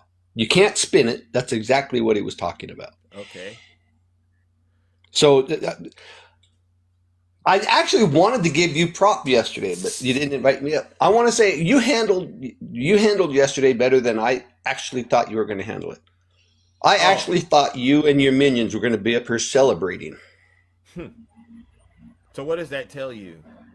That like I said, I'm giving you props. I'm giving you props. I like the way you handled yesterday. Okay, and I appreciate that, because I think that's a step in the right direction. So if you got that wrong, right, about how you thought I was going to handle it, doesn't it kind of make you really wonder how many other things you might be getting wrong?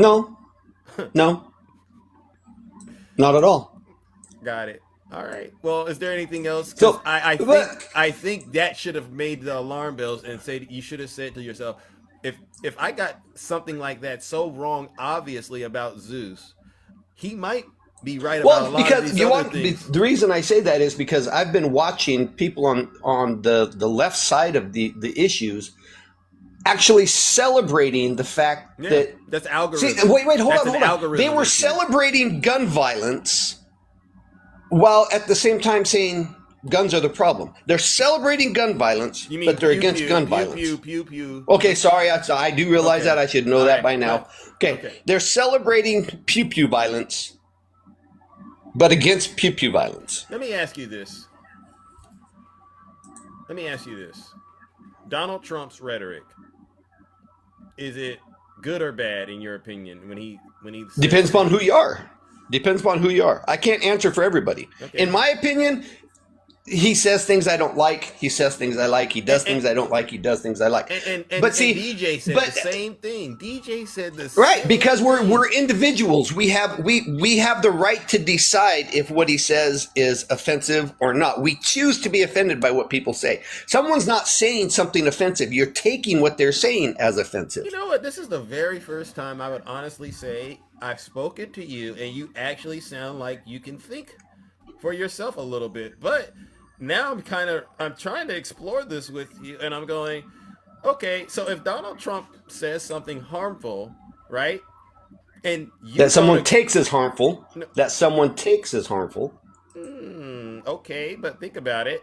He's the most powerful person in the world. He's the president. So he says something and people can actually believe what he's saying is true, right? Hypothetically, and act on it. And a good example of that would be what happened on January 6th, right? Those people chose to do what they chose to do. No, he invited them, right? He posted it on his social media platform, right? Right. Here, it's going to be Okay. wild.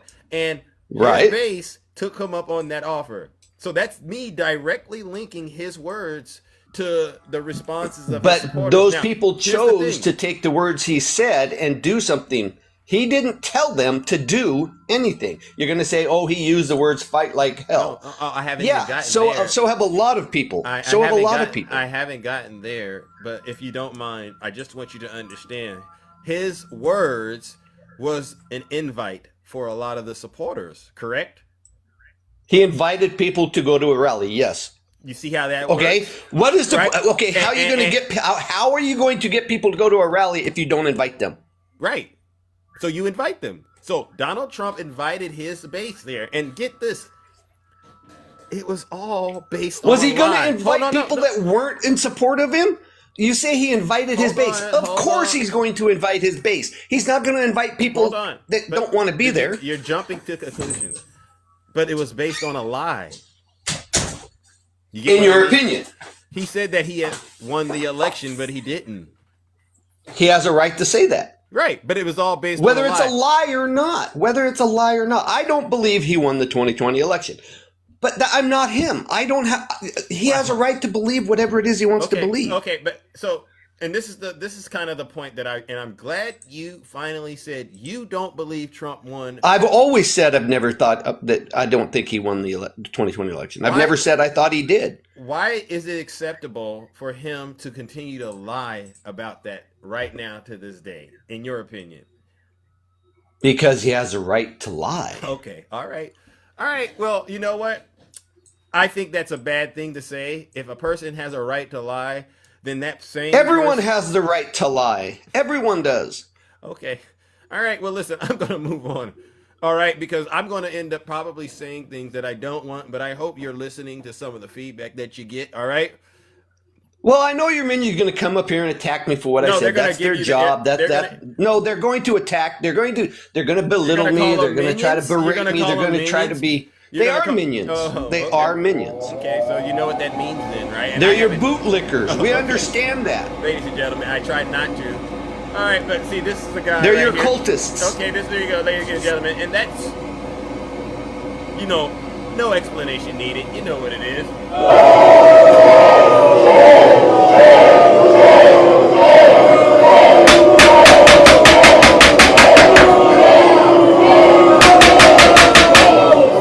Silence, you MAGA demon!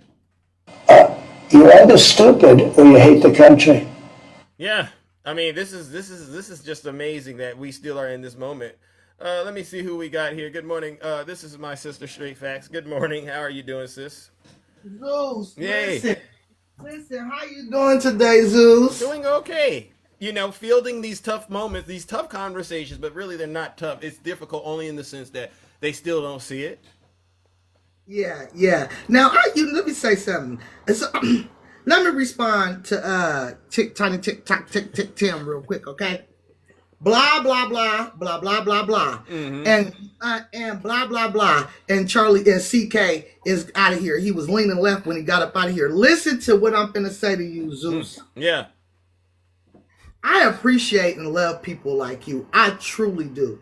We need y'all. Y'all keep us so grounded and understand and respect humanity and what it's all about. And being good and how being a good person it rewards you in the end.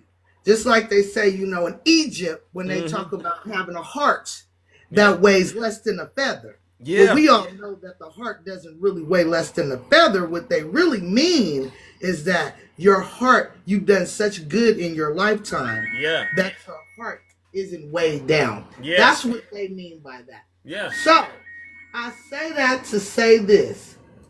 I ain't like you, Zeus. I respect it. I know that. And that's why I do what I do. Yeah. I don't take it as a diss or anything. Trust me. Yeah, I'm solid. Okay, you see what I'm saying? Because I'm the kind of person that I am so extremely glad that I never went to the military, Zeus. I'm just going to be honest. You know why? Why? Because they probably would have put me in the what they call the thing. What's they call me in the military? You'd have been court-martialed or something. Oh, the brig. Yeah, there you go. Because honey, I would have been on the ground crawling, put me on the front line. Couldn't have been in Vietnam. Don't play with me. That's just the kind of person I am. Yeah, because I done watched the video a few motherfucking times, and I'm gonna tell you the truth. Y'all better hope I don't pull out my motherfucking rose. Excuse my language. She's ready to go to the brig. No cap. Wow. Go for it. Okay, so I'm gonna say y'all didn't hear. Y'all heard the flesh. I said the rope. Listen, y'all did George Floyd. The people and Zeus again. I'm not talking about you, so disregard this. Don't. The people that are calling for us and trying to tone police how we react to someone that was harmful to our community is absolutely disgusting to me. You don't get to tell me how I celebrate somebody that no longer is going to have a big voice of pushing misinformation and propaganda that was going to harm my children, me and my grandchildren and great-grandchildren and those to come. Mother Nature, I tell you what, not only is she a woman, but she is a black woman because his voice needed to be silenced. Now, just because I said that, I can also say that I feel sorry for his kids. I said his children. Because children are who we are supposed to protect in this world. And I'm not advocating violence at all, period. Not political violence or none. But at the same time, stop thinking that we as black people are supposed to always take the high road. See, what y'all do is y'all done got comfortable in allowing us to always take the high road. Always doing what's right. Always voting for the good white guy. Y'all better understand that we here with it now. Yeah. Y'all gonna have to go ahead on and either feel froggish and leap or stop messing with us. Y'all the problem. Y'all keep on following us everywhere we go and messing with us. The whole shindig over there in Utah that happened yesterday was not our fault. Let's start with that. We didn't have nothing to do with that. I'm so happy that it happened in Utah, and I'm so happy that they didn't found a white T man that did it. Because He white. White T man that didn't found the white T man. Listen to what I'm saying to you. Now we can start talking about white T on white T crime. Now we can start talking about pew pew control. Now we can start having the hard conversations because y'all watched one of y'all's lose it. That's what in you meant. a bad fashion. You see what I'm saying? They didn't take Martin Luther King from us. They took Malcolm X from us. And now that we done seen, let them tell it one of their, because I'd never put him on the level, but you know they gonna do it. Now y'all done seen one of y'all's. And now y'all got the nerve to want to have emotions. George Floyd didn't do anything to anyone. And he doggone sure didn't push propaganda that was dangerous to your family. Yeah. But this gummy bear did. And y'all out here whining and crying is absolutely disgusting. If all lives matter, make all lives matter. BLM till I unalive. Y'all have a good day. Okay, wait, you done already? All right. Well, you didn't hit it, and you didn't went out there and hit it out the park with straight facts. I do have a questions for you, right? Yes, man. Yes, sir. All right. Okay. So in your opinion, you're a woman of color. How does it make you feel? And Takesha kind of spoke on it when they say he was a uniter, Charlie Kirk. Do you have you listened to? Because a lot of times people say we just take what he says out of context. We're only hearing the clips. We're really not giving him the benefit of the doubt, right? Zeus, don't make me. I'm trying not to cuss out here now, Zeus. Yeah, but what we got to do is break it down like a quarter key for these folks. All right, sometimes you got to dumb it down before you take it. All right, you know what I'm saying. Let me go ahead on. I got to get into my other mode. Then Yeah. Okay, go. Okay, I switched over. Let's go. Thank you. Thank you. Yeah,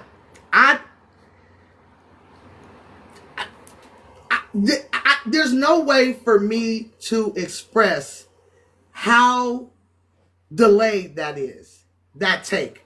Okay. We in the middle of him. See, that's why I'm going to go back again to that is the hypocrisy of it all. Got it. That's what's going to catch them up in the end, because you can't sit here and talk about pew-pew violence and always black man bad and then think that you're going to be shielded by said thing that you think is bad. I don't understand. You get what I'm saying? Yeah. I don't understand how you cannot see somebody else attacking a certain culture, a certain race, a certain people. I don't see how you can't see these children being ripped away from their families on TV.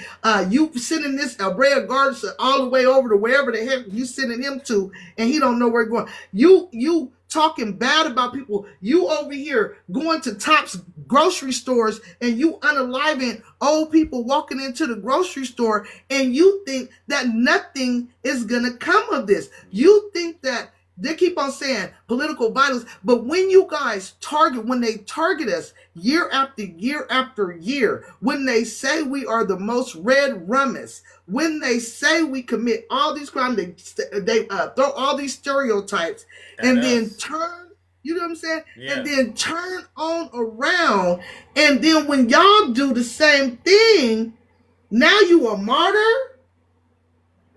Now I don't get that. This is what, you don't think we're gonna get mad about that? And think about all the stuff that was happening leading up to this moment. This is where I've been kind of like, this is weird. So they were saying that one white woman that lost her life on the subway train in Charlotte, right? And they had the perpetrator, the black guy, his face just plastered all over the internet, right? There you go. Mm-hmm. We had Donald Trump threatening to send the National Guard into Chicago, full tilt, right? This is what was happening in the world and that I was in. We had immigrants being pew-pewed by our military coming from Venezuela, who we found out later were retreating. We had alligator Alcatraz, folks, people of color being thrown into there. And you just see all these images of just people of color, immigrants, bad. People of color, and that's the hit record they've been beating. People of color, black people, bad. People of color, and this is what we were in. And then this comes. Trans people, the LGBTQ. And you're going, whoa. It's the hypocrisy, Zeus. You can see, a blind man can see the hypocrisy at this point. Everything is exactly that. And this is where the line just got split amongst some creators. Now, you, Zeus, you're a black man, so we understand that you get it, and we understand that you're just a really good person. But other people I haven't that always don't, been. I'm not, you know. But Here's the thing. I'll say this because I get it. I know people are like, he's going soft on us. But you know what? I'll say this, and this is why I don't do it. You ever gone just 0 dark 30, you go black, and you black out? The whole, we destroy everything. Everything. And I said, you know what? I can't do that. I just can't go that far with it. Because if it gets dark over here, it's getting real dark. All right? And I just said, you know what? I analyzed this and I said, it's probably better I don't go dark. I just got to, rein it in and try to listen to my better angels.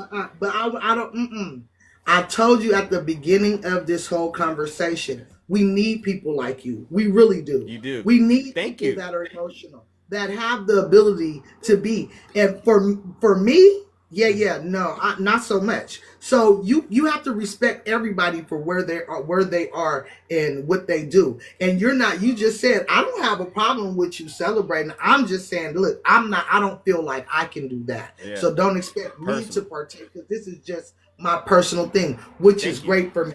But when somebody for instance, on Dean, the young lady Agatha, that was, is her name Athena, that was talking to Dean yesterday and was trying to explain to him how it looked kind of weird because you weren't trying to tone police people that were cheering for George Floyd's unaliving, and that's what stands out to us. You get what I'm saying? Yeah. You're trying to tell us that it's not appropriate to celebrate that voice. I see but that. George Floyd didn't attack anyone. He was minding his business. Yeah. You get what I'm saying? Look at the difference. Yeah. And that's the difference that's screaming out loud right now. Y'all didn't say nothing when them people have been attacked George Floyd for the longest. Talked about him like a dog. They didn't make jokes about him. They still making jokes about him. And that man didn't do half as much harm to this world as Charlie Kirk did. And that's the difference that we see. Yeah. They're taking and flying him out here on a jet, on a Air Force Two. Talking about putting him in the laying in wait. What is it called? Is that called what it's called? Laying in wait. What? Putting flags at half mast, and he has been attacking almost half of America. And you guys are mad, and not you. I'm not talking about you. When I say you guys, you know what I'm talking about. I don't take it personal. Yeah, the other folks that's out here getting irritated at us because you want us not to celebrate. Y'all got me messed all the way up. I'm going to celebrate. And the fact that you don't understand what we're saying right now in this moment means that you haven't been listening, or you really didn't truly understand all the way up until now. That is why, Zeus, I'm separating you, because I know your reasonings for saying it is different than someone else's. I'm just going to say. Yeah. Because of your lived experiences. Yeah. And that's all I'm saying. Because so I gotta respect it. I really do. Thank you. I appreciate it. I gotta go back to work. All right. And I hope that was the best way I could explain why us as black women as a whole are irritated by people saying they don't want us to celebrate. Nah, baby, we gonna celebrate this, because when one of ours are out of here, y'all celebrate. So don't try to tone police us. See, it's the niceties that got us where we're at right now. It's the not talking about slavery and the oppression of our ancestors when our grandmothers and great grandmothers, they didn't talk about it. I'm not going to continue that path. We're going to talk about it. We're going to tell it. And that's what they're mad about. And they ain't going to shut me up, because I said we the people means I'm a person and I have freedom of speech just like every other person that's a United States citizen. Amen. I just happen to be African. Y'all have a wonderful rest of y'all. All right. There you go. Hey, W Straight Facts. I see you out there, Dame. Do you not agree with her, Dame, brother Dame? Because, it is what it is at this point. And again, I point to what I was seeing leading up to all of this. It was bad people are Hispanic. immigrants, bad people are black. Bad people are immigrants, bad people are black. And that's the narrative that's been out there. And then this comes and it's totally going, well, wait a second. Are we ready to acknowledge there's a serious issue in this country when it comes to violence? And then my reaction to that was not to let my hitman out, right, so to speak, right? And I'm not going to do that because I understand violence actually is a recipe for disaster for me personally, and I gain nothing by doing that, right? So I wanted to check in with people who were at least willing to be able to regulate themselves and get them to actually say, okay, this is what I'm feeling, and this is what I think needs to be done. And I'm struggling to get that actual honesty out of MAGA right now. And I don't know why. I think MAGA, I don't know, this is just my opinion. I think they're very scared to be honest with themselves because they've been programmed for the past decade or so to believe lies. Imagine you've been lied to for over 10 years, and then now you have to realize it's time to walk away from the cult. I can only imagine that this is really DJ, you clearly are, because what do you have to lose by telling the truth, right? Think about what I'm asking you, DJ. What do you have to lose by telling the truth about what you're seeing and what you're hearing? I'm not programming anybody to come up here and say the statements that they're making, right? I think everybody knows I'm my own man. I believe and move however I want to, but I have the maturity and I have the mental fortitude, as they like to say, to hear somebody who I 100% disagree with, but still be in control of myself. And that's what makes me what I am, right? But DJ, there comes a point where you have to admit that it's you that has the problem, right? And anybody that's been through any kind of recovery programs and things like that, you know what I'm talking about. You have to at least be able to say, my partners, they over there pouring up, doing God knows what, they doing that. And, you know, when they do that, that doesn't get you to the place where you can, you know, be able to successfully overcome the addiction. And you never really do, right? All you can do is say, hey, I only can control myself, and I know what my weaknesses are, and try to make sure you regulate yourself. And with MAGA, y'all got to be able to regulate yourselves. Obviously, something happens when Trump is in the picture. You get too weak. But DJ, I heard you criticize him, but I don't see the conviction, right? I'm not seeing the conviction, because I know if it would have been me that had Donald Trump's track record, and if it was me that was actually acting and behaving like Donald Trump, and a lot of you Trump voters, y'all wouldn't come in here and listen to me. Y'all would be ready to cast all kinds of dispersion on me. You would do, I mean, even right now, as much as I try to be a respectful person, y'all still come out here and attack me. Yesterday was probably the craziest. You accused me of creating a platform that spews hatred. So I know what's going on, all right? I know what's going on, all right? Let's move it along, ladies and gentlemen, all right? Let's see, who do we got? Oh, my goodness. All right, wow. Let's see, all right? Let's see, who do we got? Let's see. Who do we have here, ladies and gentlemen, all right? Okay, I got you next, Brother Q. Good morning, Brother Swerve. Good morning, Zeus. I hope you and the rest of the beautiful, tiny people living in my telephone are doing well this morning. Yeah, I'm doing all right, you know, sifting through the wheat, so to speak. Oh, I feel you. I feel you. So, here's the problem I have with people like DJ and tiny tank top, two toes, testicle, turkey neck Tom. There's always a but. You know, DJ sat up here and said, you know, yeah, I didn't agree with everything he said, but, you know, if you listen to him. Thank you.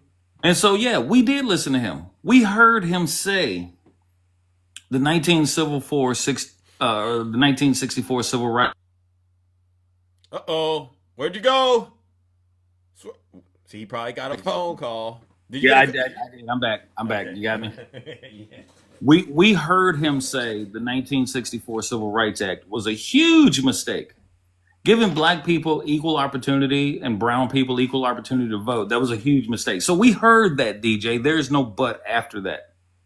To say things like on Fox News, the day before he was assassinated. He claimed that white people are more likely to be attacked by black people in the U.S. And he also questioned the qualifications of a black pilot. He did that live on television. These are direct quotes of Charlie Kirk's that I'm reading. He said the dehumanization language of the LGBTQI plus community in 2023 when he gave a speech in which he called transgender people an abomination and a throbbing middle finger to God. We heard him say that. We watched him say that. And you can call me a liar all you want to, DJ, but I'm a little bit more smarter than you. In fact, I would bet my life on it. Okay? It can't The fact be DJ. Everybody's making this up, DJ. the fact that we've heard him say these things, and after he said these things, here you want to come with a but he united all of us. I do not feel sympathy for white supremacy. I do not feel sympathy for Christian nationalists. I do not feel sympathy for a man who said if his 10-year-old daughter was great, he would make her carry that child to term if she became pregnant. He said that? He said that. Yeah, He said that. But I'm supposed to be sympathetic to him? I'm supposed to feel some kind of empathy for him? No, DJ, there is no debate with you. There is no debate with you. The chat said he said that. He said that.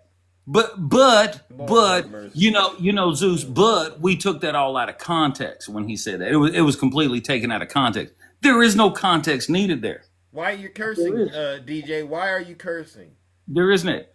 When he said when he claimed that the Great Replacement theory, which claims that non-white immigration is a deliberate plot to diminish the influence of white Americans, he declared the Great Replacement theory is not a theory anymore. It's a reality. He said that. He said that. That is racist. And I'm gonna just be pure, plain, bluntly as honest as I can with you, Zeus, and the rest of the kingdom here. Yeah.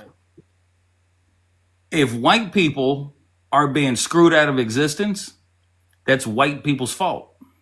Maybe people like DJ and tiny tank top, two toes, testicle Tom Turkey Neck treated their women better, they wouldn't seek solace in the arms of another man or maybe even another race. That's not my fault. That ain't got nothing to do with me. But we always take it out of context. Okay? Would it be honest, if we could be honest, during slavery, was Massa going out there having intercourse with some of the women slaves? Did that happen? Yes, it did. Huh. Against their will. They were I great. didn't want to throw that out there, but since we're on the topic, all the time. So let's address that too then. That's the other thing that they will never want to address.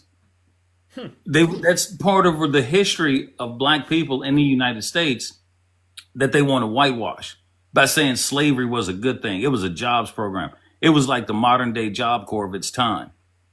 We already knew how to do stuff. We knew how to grow our own crops. We knew how to make clothes. Hell, you know what? Now that I think about it, Zeus, archaeologists have discovered some of the oldest tools in civilization date all the way back to the cradle of life, Mother Africa. Wow. So we knew how to build stuff. It was the laziness of white people who said, I'll pay $50 for a slave today and work them into the day they unalive, and I'm going to get my money back 50, 100 times fold because I don't have to pay them a doggone thing. Wow. But that was a beneficial program. We were part of a beneficial program for over 400 years. Miss me with this garbage. And to sit here and say that someone like Charlie Kirk was a great unifier or a great person to bring us all together, Maybe he was unifying a particular group of people. Racist, white nationalist, white people. That's who he was unifying, bringing them all together. And I'm gonna tell you something, Zeus, and this may sound bad. It's gonna sting. It may sting a little bit, but I want everybody to hear me very clearly. Okay? I do have a little bit of sympathy for his children. None for his wife, because she went along with everything he said. Not one bit of it. But this man to say, maybe we have to accept some deaths in the United States so we can keep our Second Amendment rights. Basically spit in the face of every mother and father who has lost a child in a mass unaliving at a school. Like the 2 kids who passed away in Colorado Evergreen. around the same time he was being assassinated. Like those 2 kids, okay? He had no sympathy or empathy for them. Yeah, two out of the 3 did pass away. He had no sympathy or empathy for them. I have no sympathy or empathy for him, his wife, or his children. But what I am hopeful for is that maybe his children will grow up not hating everybody else in the world who is not white. Maybe that can happen. Because you know, and this is the perpetual cycle of stupidity that people like DJ and Turkey Neck Tom Testicle Tube Top will sit there and perpetuate when it comes to their children. They will teach them that same ideology. And when their kids grow up and they have kids of their own, they will teach them that same ideology. And so on and so forth. And this is how we perpetuate this cycle of hate and vitriolic disgust for our fellow human beings because they look different from us. Because, Zeus has black skin. We're not supposed to like him. Yeah, he's smart. He's intelligent, but he's got black skin. So he obviously can't be as well off as the rest of us. That's the ideology that they have. And we're going to do everything that we can to keep him down. Okay, so DJ can call me out all he wants to. And I'm not hard to find. I'll be on my live today at 2:00. Well, if y'all do hammer it out, I would definitely go in the cheap seats and watch this because it is, get to the point where folks start to wake up and this is what we're asking for, DJ. You've heard a lot of information. People have heard what you've had to say, DJ, and you're hopefully hearing what they're saying, and hopefully you're taking away some of the feedback. All right, Brother Swerve, thank you. I'm going to try to squeeze a few more in here. All right. No, I appreciate that. Let me say this real quick. DJ, don't ever try to call me out because you don't have the stones, the testicular fortitude to back it up. I promise you that you don't. And I will dog walk you in less than 5 minutes on a 4-foot leash and send you crying home to your mama, just like every other single one of you MAGAs. I promise you that. I'm not very hard to find. I host my live every day from 2 to 5. I'm there for 3 hours. Yeah. And Zeus, in the past 2 weeks, I have sent 239 guest invites. Not a single one of them has come up to the box and accepted that invite. Okay? So DJ, when you can come up and tell me what I've lied about when I'm reading direct Charlie Kirk quotes, yeah, we listened to him. We listened to him. And we heard him, especially the black and brown community. We heard him. The LGBTQI plus community, they heard him. Yeah. So miss me with your garbage, DJ. Wow. I'll mute you because you're not going to talk over me. I promise you that. You have no control. And your white privilege means nothing to me when I'm hosting my lives. It means absolutely nothing. Okay? So bring your ass if you have the stones. You gotta have ass though to bring the ass. So that's another That's right. side. So, And ass is okay sometimes, ladies and gentlemen. WC. No. It is what it is. That's in the Bible. I've seen it in the Bible. So I just don't say it that often. But it is what it is. As always, we will be hosting the Veterans Live today to talk with some of our veterans and talk about some of the problems that our veterans are encountering. I don't know if I told you or not, Zeus, but my PTSD therapy has been completely cut off from the VA. It's been completely cut off due to budget cuts, lack of staff, and other things. So we'll be talking about things like that today. And in closing, to you beautiful tiny people living in my telephone, to the kingdom, if I don't get to see you again, you all have a great weekend. Please be well. Please be safe. And doggone it, have fun while you do it. All right. Thank you.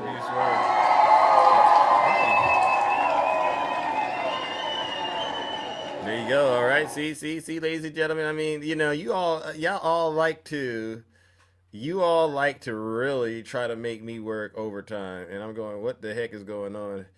I've heard a lot from a lot of of my mutuals, but I wanted to. Shay says she has information about the suspect. Hey, yeah, I won't be long, my friend. I'll make it real short. So some releasings, and there's photographs and everything. Tyler Robinson's 22 years old. He was raised in a Republican family, very ultra conservative family, Mormon family. His Get dad, out of here. Nope. His dad is a pastor now, but he's also an ex-sheriff. Oh, get out of here. Oh, yeah. You know, it's don't weird. Say. Yeah. Oh, we should have the National Guard. I feel safe when the police are here. Oh. Yeah. You don't say. You don't say. When he said, I was praying, it wasn't one of ours. Oh. I mean, That's I shouldn't do what he that. said. I shouldn't do that. But I'm floored. I am floored to the floor. If I could, you didn't see me hit the floor. I'm floored. I want to see the apologies from all our friends on the Please right. don't tell me that shit. I can't buy that Yeah, shit. I can't. It's facts. I can't do it. There's pictures. I They've can't gone do on it. his mother's Nah. Facebook page, and he dressed up as Trump one Halloween. Oh, stop it. Stop it. No, Shay. Shay, I'll drop you from this live. Stop getting up. No, don't get up here and start spewing that stuff. Come on now. I'll tell you. I'm telling you. No, I Shay, wanna this ain't see nothing. No, this ain't The I Am Charlies. I want to see all the I Am Charlies out Get there. here, Shay. All of them. I want to see them say, hey, we've got to stop making stuff political. Nah, Shay, no. We'll see. Yep. No, Hold them to it. I Release the can't- Epstein files and hold them to it. I can't let you get up here and lie. Honey, there's pictures of him holding ARs at 7, 8 years old. He grew up in DUN culture. Very conservative family. Yes. No. Tyler Robinson. Say it ain't so. No. Yeah. No. I need y'all to be really clear. Nick Fuentes called Charlie Kirk a fascist. So when you guys are going to sit here and read off, oh, he said, catch this fascist on the bullet casings. When he said, you're gay. You need to understand Bella Ciao is an anti-fascist Italian song from the Mussolini. Yeah. Okay. So he used the anti-fascist symbols that were used in Germany. So what he was aware of, obviously, being raised in that culture and everything, somewhere in there, he understood what was going on with his party, I guess. He's a registered, I've seen two different things, so I don't know. One said he's registered Republican, one said he registered independent or nonpartisan, but both his parents are registered Republican. So be very clear that there are people, being anti-fascist is not a bad thing. I understand that. And I honestly, it should not be politically linked. No, all of it it ain't is so. anti-fascist. Shay. This, he donated to Trump too? Oh, stop it, yeah. Evan. Where y'all getting this information from? It's all over X. It's all over. Pictures of him as a child, his background, pictures of the family. His mother was very active on the Book of Faces. Lil Hawk, is this true? Because I don't jump off. I don't just go off of what the initial thing is, but you can find it all over the place. It is absolutely. Why are you laughing, Dame? This isn't funny. Because if any of you have been pushing immediately that this was a transgender boy doing this, right? Because that's what I've seen. I've seen this is Donald Trump, Nancy Mace, so many of them saying this is a far leftist, it was a political hit, And why did 7 HBCUs get BOMB threats yesterday? What do black people have to do with this? Dame, you gotta come to the light, bro. This if what we're hearing, and Dame, X, even though you don't think X is credible, a lot of information is on it. He was in the Democrat Discord. Oh, stop, stepdaddy sass. You Y'all missed everything else. So, Shay, if what you're saying is true, yeah, There's a pattern. And MAGA needs to own this. When the Butler incident happened, they turned around and they said it's the Democrats, right? Every incident, it's the Democrats. It's the Democrats. The crime in the cities, it's the Democrats. Always. It's the Democrats. But now, if this is what you're saying, the pattern is it's not the Democrats. Y'all should be begging to be Democrats and get out of this cult y'all are in. And stop being so violent. Start using this more. Use this up here more. Don't be afraid to be smart. Brains over bronze. The pen is mightier than the sword. Absolutely. Absolutely. It was one of his own, even in the press conference. That's what they said. We were praying. It wasn't one of ours. You can't make this stuff up. I mean, they said it in the press conference. I got to go do my own independent fact checking, but I don't think you would get up here and lie, Shay. I don't think you would get up here and lie. But I'm alarmed. The amount of things linking him to the cult. Yeah. And the amount of onslaught we've been taking since this all broke out. The Colorado shooter, he was a white male, 16. For the school shooting that happened on the same day as Charlie Kirk in Colorado. Guys, enough of your racism. Enough. You can't say it's not racism. I gotta look this And up. Charlie Kirk, I could name off so many quotes from Charlie Kirk that were so racist it wasn't even funny. But why would he want to? Women don't have the brain power. But you know what? It doesn't make sense to me. Why would they do this to one another? I don't get it. What is there a division within the cult or something like? Well, yeah, there's definitely a division within the cult, but I think honestly, this young man woke up. I guess. I mean, it's not right what he did. Don't get me wrong. That should not have happened at all. I'm just blown away. We're not making excuses for what this kid did. Let's be real clear. Well, I don't know that. I mean, he's alive, so maybe we'll find out really what his signal was. But you people on the right were calling Charlie Kirk fascist. Because of his ideology and the stuff he wished for, like unalivings, executions on live TV. He was literally asking for those things.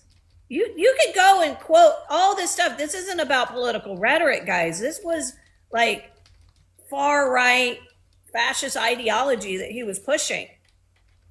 The same stuff Schmittler pushed. Like, he was pushing this stuff. He was saying this stuff. Like, so there were people on his side that were basically going, dude.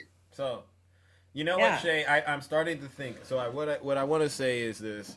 The FBI has repeatedly stated that white nationalists are, pose the greatest domestic threat to the United States. This is what the FBI said before Kash Patel. And this assessment has been consistent across multiple years, including unofficial testimonies, reports, and briefings based on their analysis of lethal attacks, investigations, and ideological motivations. In 2021, testimony by FBI Director Christopher Wray during a Senate Judiciary Committee hearing on March 2nd, 2021, Wray described racially motivated extreme violence, specifically white supremacist ideology, as a, quote, persistent, evolving threat and the, quote, biggest chunk of the FBI's domestic terrorism cases. Yep. That's a fact. He didn't say it's the crime going on in Chicago after all. He didn't say it's people in the LGBTQ plus community or immigrants. No, it's an absolute fact what's going on. And when you treat people like Kyle Rittenhouse as a hero, you breed this kind of stuff within your own groups. You have to take responsibility and how you're raising your young white men to being radical in GUN culture, in GUN rights. This is the problem with your side. You have to own this. Your young white men are the mass unalivers. Period. End of story.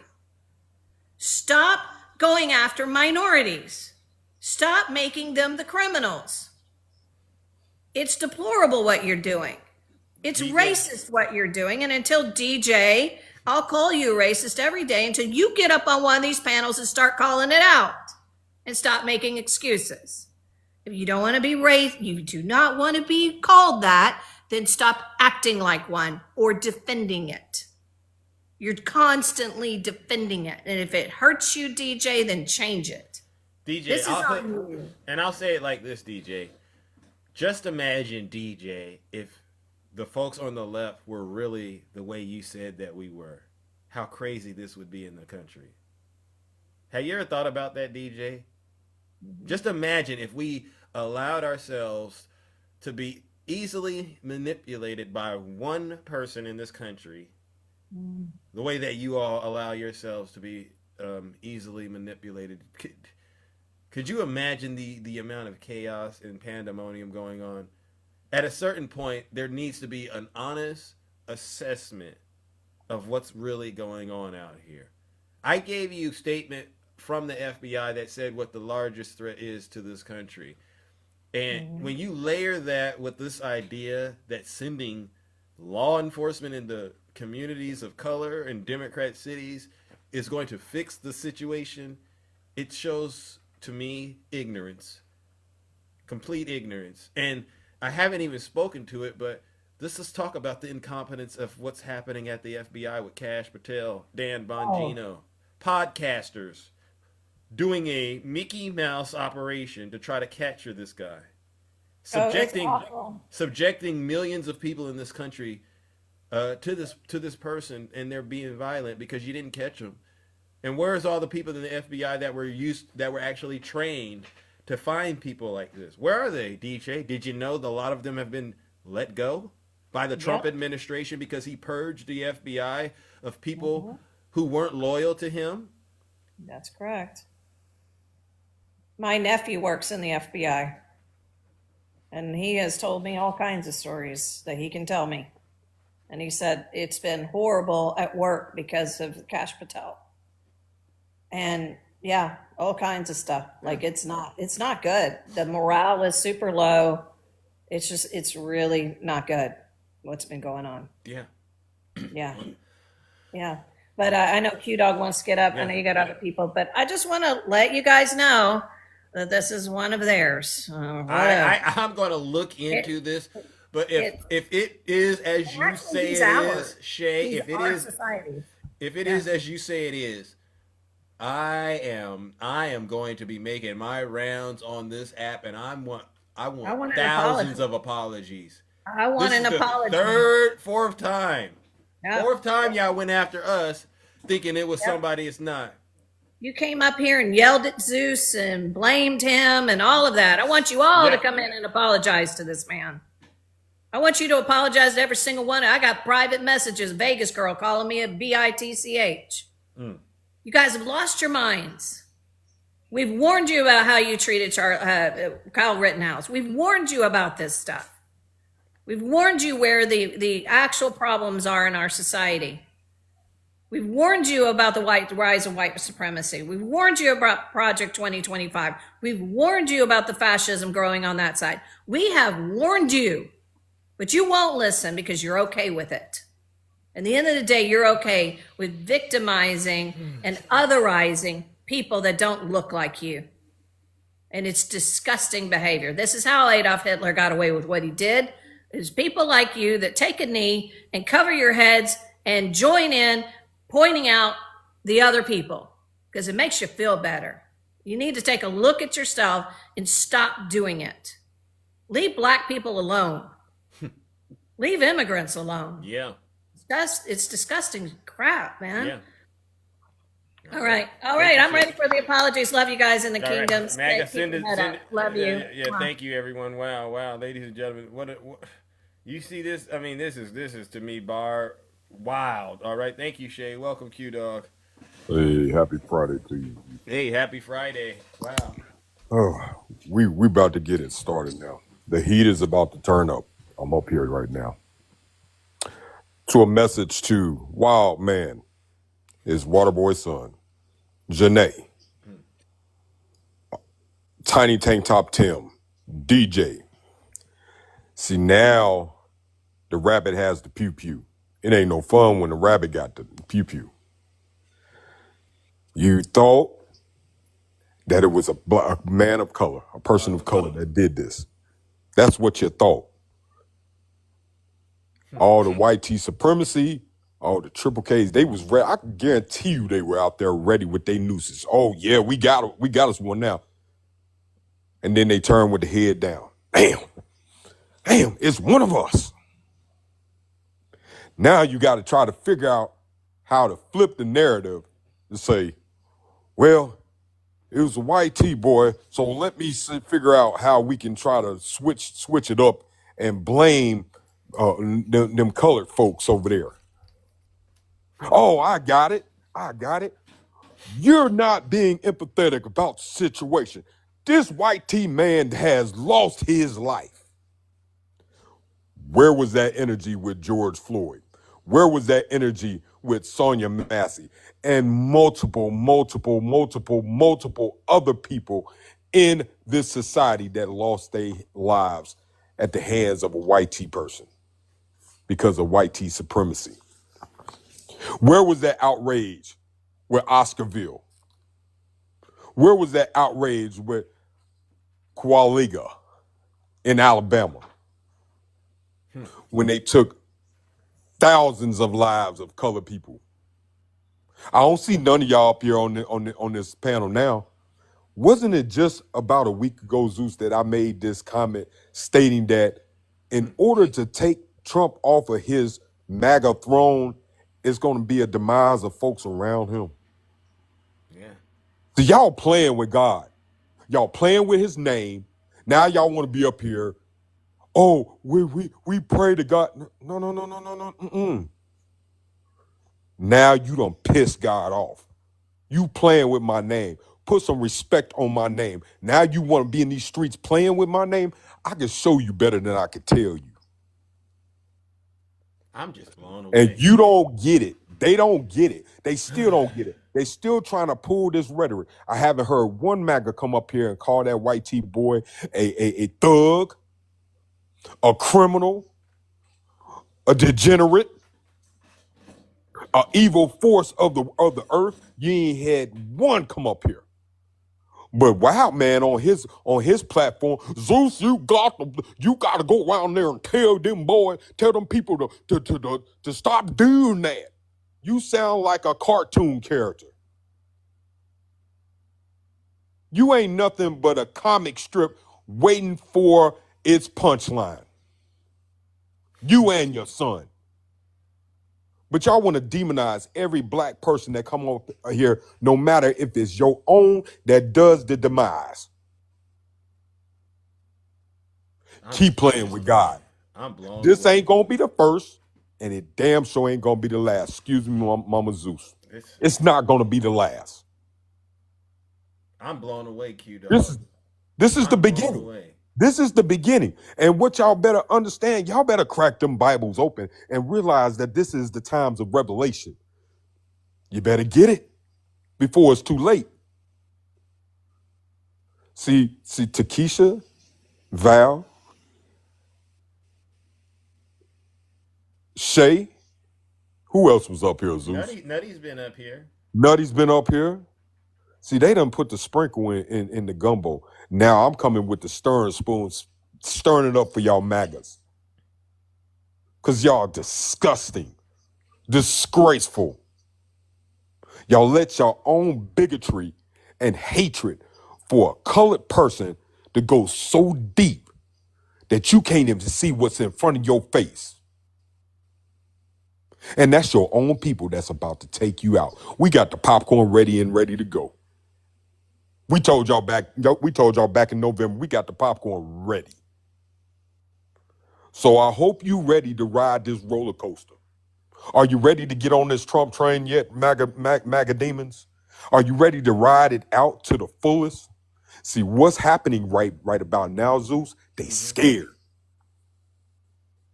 See, now that they see that it's white T folks that is doing this time and time again, the last few weeks and beyond, now they scared. And I'm gonna tell you, just like in the words of a good wrestler, I love to watch Goldberg. Who's next? Keep dancing with the devil in the pale moonlight. You're gonna get what you asked for. Keep on dancing with the devil. And that dancing devil got an orange face. Keep dancing with him. And when it comes your time, I hope you have had time enough before your ending days that you had a chance to repent for your sins. If God is even listening to you right now, because right now all it sounds like is Charlie Brown's teacher. Wah, wah, wah, wah, wah, wah, wah, wah. No matter what you say, when he got on that pedestal and did that prayer, whatnot, in that speech, wah, wah, wah, wah, wah, right in God's ear, right out the other, because you playing with his name. You playing with his name. Wow. I hope you hearing what I'm saying to you, MAGA. I hope you hearing. See, Tiny Tank Top Tim, all them, they come up here with this bull crap. Oh, well, he didn't mean it. Oh, okay. Ain't nobody saying nothing about these children being abused and grown ass men and women doing God knows what with these children. But you want to praise and be in mourning about this racist white T man that all he says out of his mouth is hatred and bigotry to feed the fuel that's all. That fuel is already in you. But you want us to bow down just like a wild man telling Zeus yesterday, you need to be out there and telling them not to be doing that. Really, fool? Yeah. We ain't listening to you. We watching your demise because we see the fear and how scared you are right now because you don't know what's going to happen, what's next, and when it's going to happen. See, this is C-19 all over again, just in a different form. Yeah. You better get ready, MAGA, because it's coming your way. Wow. And I hope you're not standing on the train tracks with ropes tied around your hand and you can't move, your hands and feet, and you can't move. Because that train is coming. There ain't nothing that's going to stop it. All right. Well, listen, Big Zeus has to get out of here. I'm well past my time schedule slot, but I thank you, ladies and gentlemen. Let's go ahead and... I'm glad you said the best for last, brother. Because that needed to be said, and I'm tired of them. You go on these platforms. I had a conversation with Shay yesterday. I was like, "That's my brother. I love him. Why does he entertain these macadamias?" But you know what? I'm trying. Jesus went down to the depths of hell. Before he went up on that cross, he went down. He went all the way down to the depths of hell. Yeah. So I'm looking at you as a brother in Christ that is trying to do the works of what God and Jesus did. Wow, that's mighty. And trying to get them pulled out of that lake of iniquity. But they not hearing. You grab their hands and they slipping away. They letting the devil pull them back in. They do. And they attack me. I'm not Jesus, but I've been lost before, and all I can think of is when I was lost, I was very appreciative of when folks reached out to me in my lowest of lows, and then they helped me, and I know what it is. It's I don't think you're here to help me, and then you find out they're here to help you. And this is what's going on with MAGA right now. But I was invited there, to be quite honest, because you remember he said he blocked me, and then he wouldn't bring me up. Yeah, he said point blank, I'm not bringing you up. I heard what you said. No, you don't want to hear what I got to say. Because I'm not going to hold. See, Zeus comes in real kind. I'm going to be like that statement in the movie Life. I ain't nice like boss. And we're all. I'll slap the racism off you. I ain't nice like boss. Well, I'm not. I'm going to give it to you. I'm going to give it to you like a TIA is, like my grandmama used to say. Yeah. See, that's the difference between Shaq and Kobe. Yeah. Zeus and Q-Dog. Amen. See, Zeus will come with the finesse. I'ma just dunk it on your behind. Mm-hmm. and don't care where you land. Right? Fairy Mamba mentality. You're right. Heaven. There you go. All right. I got to get out of here. All right. But All ladies right, and gentlemen, brother. let's give Q-Dog a Love round. you, bro. All right. Love you too. All right, ladies and gentlemen. Listen, what an incredible show. And I do hope we all took away something from this. Again, at the end of the day, make sure you go and do your own research about all the stuff we've covered. I mean, but at the end of the day, if what we've heard today is true, we definitely have a lot of work to do in this country of ours. But I do hope one thing is true. I really do hope you Trump voters out there and those of you supporting him, you all start to see it for what it is and stop blaming the Democrats. Stop blaming those who are less valuable to you, like the immigrants and people of color and things like that. I really do hope you stop and wake up and realize the problems and all the issues that you think are stopping you and, you know, impacting you in a negative way. I hope you start to see the issues are actually more closer to you than you think they are. It's not, oh, we send the National Guard. No, you need to look at the man, woman in the mirror and make that change, like Michael Jackson. And I'm going to tell you, thank you to all the subscribers, gifters, moderators, and panelists. Unfortunately, I got to run. Take care and stay safe. We are out of here. Have a great weekend. Oh, my God. Have a great weekend. Woo! What a great show.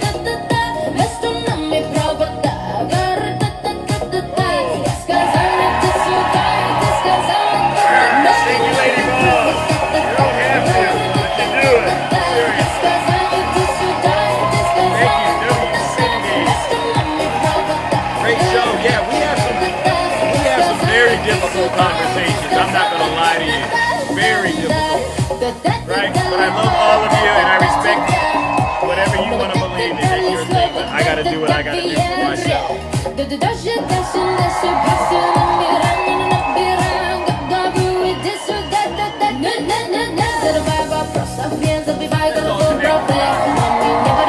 a great rest of your morning. Yeah, I'm going to go look into everything you said.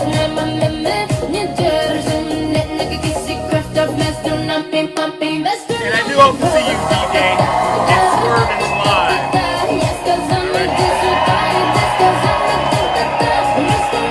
I said it's too late, they already drank the Kool-Aid.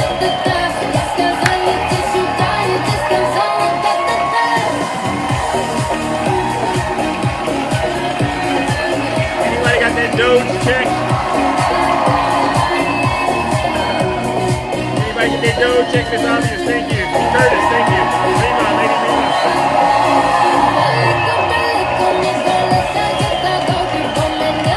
Hey, do we got a ceasefire yet? Do we got a ceasefire with Russia and Ukraine?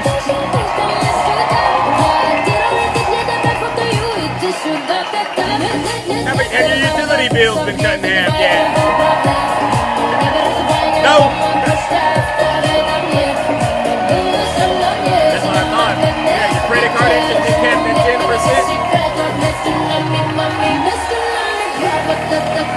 No.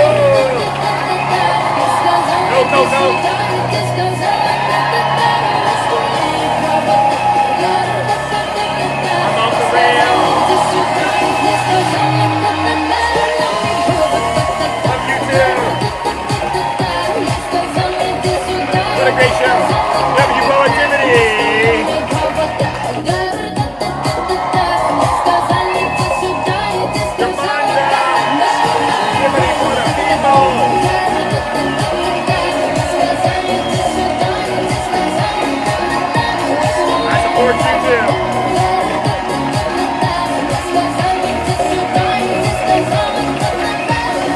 All right, ladies and gentlemen, take care, stay safe. We are